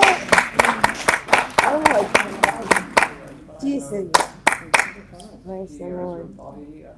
You can see my body as well. Oh, praise the Lord. You can see how tall I am. Praise the Lord. So you got a partial healing. Praise the Lord. Now, every day and night, you're going to say, thank you, Lord Jesus, my eyes are restored. Okay? More than once a night. I think every day, I could say that. Yeah, because by your saying, you are activating your faith. And faith will get it restored. I want to pray one more time, if you give me the permission. Yeah? Because I know that every time we are praying, it's getting improved. Is that right? Yes. Now this time, can you stretch your hands and use your grace as well? Yes. Your faith as well? Okay. Father, we the church come together in unity, in faith. And we come against the spirit of affliction against this Father. We bind you, you spirit of affliction, you spirit of infirmity, you spirit of blindness. We bind you in the name of Jesus. We cast you out of his eyes, out of his body. Be uprooted from the root and be planted into the sea according to the word of God. Lord, we do not doubt in our heart, but we believe what we just spoke, it shall come to pass. Because you said, we shall have whatever we say. And this is what we say. By the wounds of Jesus, Father's eyes are completely healed. That he is able to see clearly. You said, whenever or whatsoever we ask in prayer, believe that you have received it and you shall have it. So we believe, O Lord, that he has received a complete recovery and restoration, a total sight, and we believe it, we confess it, we receive it, and we thank you and we praise you for this. In Jesus' name, amen. Amen. Hallelujah. Yes, how is it now this time? You can see people now. Wow. He can see people now. But he can see he cannot see the clarity of a people, but he can see people all sitting down here. Praise God. Isn't that amazing grace? Come on.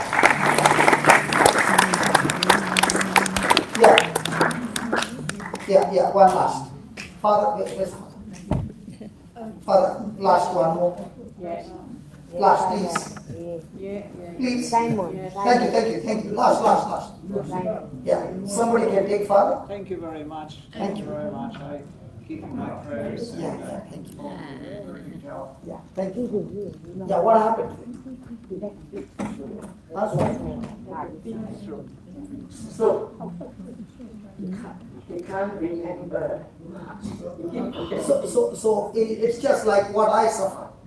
I do not know my name as well. Okay, doesn't matter. Can all of us stretch our hands, please? Yes. Can you stand aside? Yeah. Oh, Heavenly Father, you are the God who comforts us in all afflictions. As we stretch our hands towards Him, Lord Jesus, you said when we lay hands on the sick, they do recover. As we lay our hands on this brother, we rebuke that infirmity and we speak a complete healing, a complete recovery, a complete restoration. Whatever that affliction has come and damaged him, Lord Jesus, you said, let the weak say, I'm strong. Let the sick say, I'm healthy. We declare this brother, by the wounds of Jesus, is completely healed. We have believed it, we have spoken it, and we receive it. In Jesus' name, amen. Amen. Do you believe that? Yes. What's your name? Simon. Has Jesus healed you? Yes. Yes, good. Praise God. Hallelujah. Now you go home and keep saying, thank you, Jesus, for healing him. Okay? That's what my wife said non-stop for 5 days, along with my children. 5 days. And on the 5th day, I called out her name. Yes, go ahead and say. Don't say he's sick, say he's already healed. Father, you can give the final blessing, please. Brother, there is a little child at the back, right at the back. Liam. Okay, come. And there's one. Today is the day of grace. Praise God. Father, we are thankful to you for giving us grace after grace, increasing the time. Yeah, come. You also can come. We can take two at a time. Yeah, what happened to you? Well, the doctor said I have these like lumps on my glands, on my thyroid gland, and You got glands where? lump. So you can feel the gland? Not really. So how do you have any discomfort? No, they just said that they don't know what it is. Bad. Okay. Can you give one scripture, please? Luke 17, verse number 6. Yeah. We'll take. Our Father is so good. Father, thank you. Yeah, come. What we can do is, we can, I will be here outside and we can pray after this. Is that okay? Yeah. I won't go home. Praise God. Without finishing. Okay? Okay. Sister, Luke 17:6. It's up there. And the Lord said, It's up there. It's up. Okay. And the Lord said, please read it, please. And the Lord said, If you had faith as as a grain of mustard seed, then you might say to this sycamore tree, what? Be thou plucked up by the root, and be thou planted in the sea. Now read the last line. So who is supposed to obey whom? Your job is to speak, and that lump is supposed to obey you. So, did you say, I have a lump, or did you tell the lump, get out? Did you ever say that? Yeah, How many times? many times. Then why did you believe it's gone?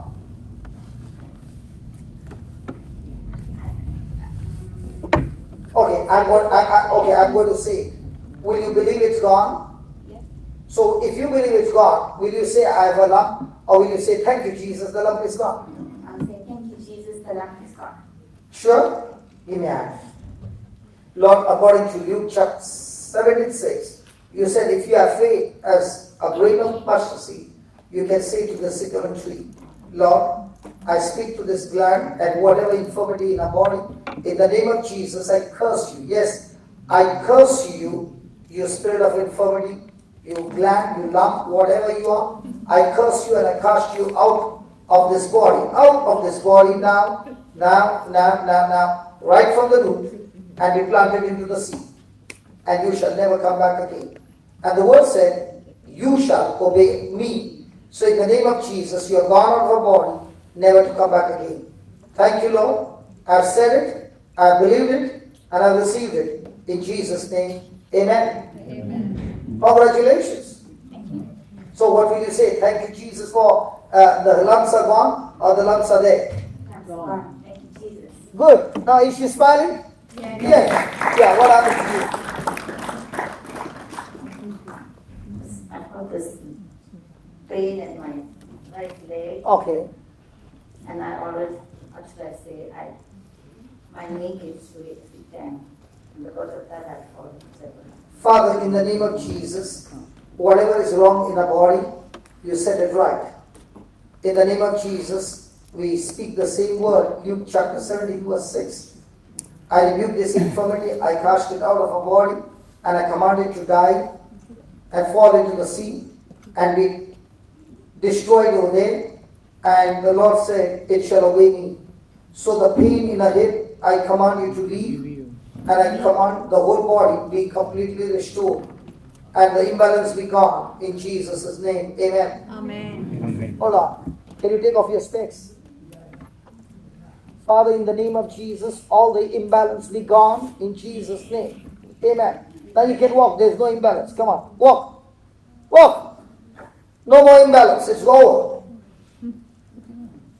Isn't that good? Keep walking.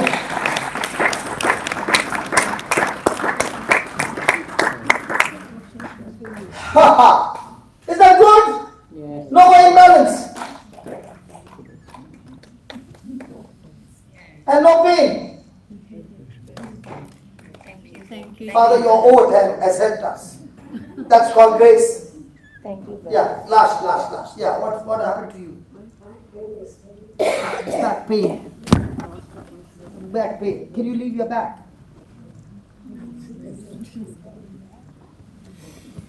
Give me a hand. No time.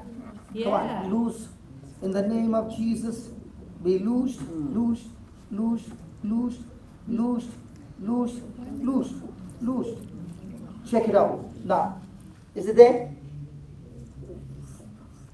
No, turn around. Is it there? No, good. Well done. It was very fast. Brother, Hallelujah. young baby at the back. Yeah, come. Do you know, listen, the healing takes only a few seconds, but I take a long time. The reason is, I want you, wow, what's that? Yeah. Please come here. Father, this is going to take about more 5 minutes. Yeah, please come. Do you believe in a miracle? Yes. Can you tell me what's up? He had a Down syndrome. Okay. He had a BST and also a pulmonary fracture. Okay. And also a dentistry. Okay. He needs oxygen? Yeah. Okay. I was in Melbourne and there was this lady, for 7 years, she moved with an oxygen cylinder. And I just entered the church and she was walking out. And I spoke to her and I said, what are you taking? And she said, that's a cylinder. I said, do you want to be free from it? And she said, why would not I? So I said, can we go somewhere and talk? So she grabbed me and took me to a room and I began to explain to her. You can watch that on YouTube, okay?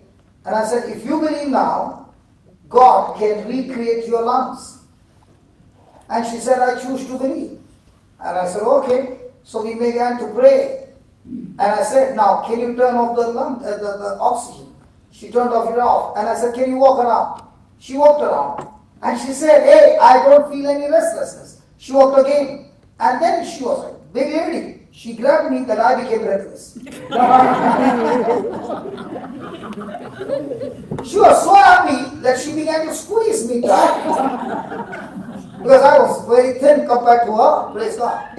And then there was a praise and worship going on. She left the oxygen cylinder there and she said, I'm going inside to worship him and I'm going to sit on the first row. I don't need this oxygen anymore. And she sat down there for the next 2 hours. And from that day on, she's going everywhere without a cylinder. Now, is the Bible saying the comfort that the Father has given to her, that same comfort, the same Father gives to this baby? Yes. Yes. Come on. Yes. Is grace available to everyone? Yes. To everyone? Yes. Come on, stretch out your hands. Father, in the name of Jesus, as we stretch out our hands, we speak healing power to flow into this baby. Lord, we believe by faith. Grace says that you are the God who gives life to the dead. You are the God who has recreated the lungs, that the baby is able to breathe freely. You have reconstructed the brain, that the baby's mind is totally recovered and restored.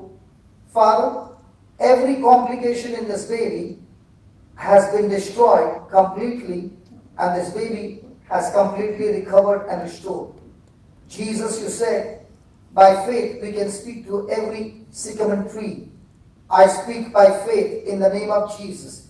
And all God's people are cursing that infirmity in this child, and we speak that this child is completely recovered and restored in Jesus' name. Lord, when they go back to the hospital from now on, as they continue to believe your word, one by one, every test report has changed, and they shall see your glory. In Jesus' name, amen. So is your baby going to be healed?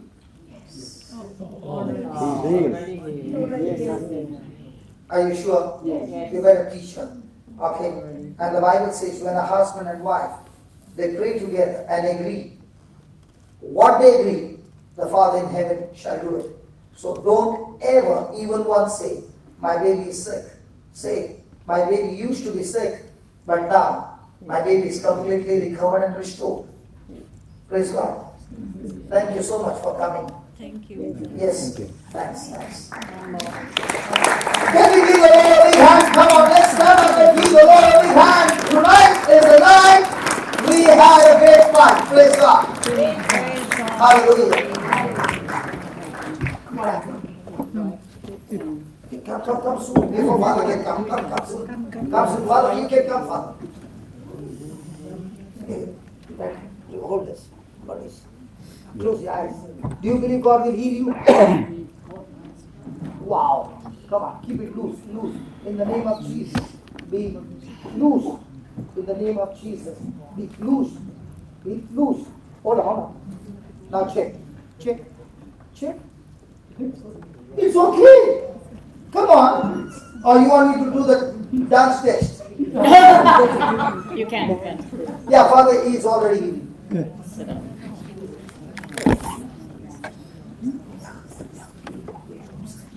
Is Father coming to give a birth? Oh, John. Yeah. Go ahead. Last. Wow, he's suffering from vertigo. Wow, I love you, kids. Come. Yeah. Father, in the name of Jesus, I curse this vertigo in Jesus' name. And I speak to this ear, be open now. In Jesus' name. Now look down. Don't fear. Look up.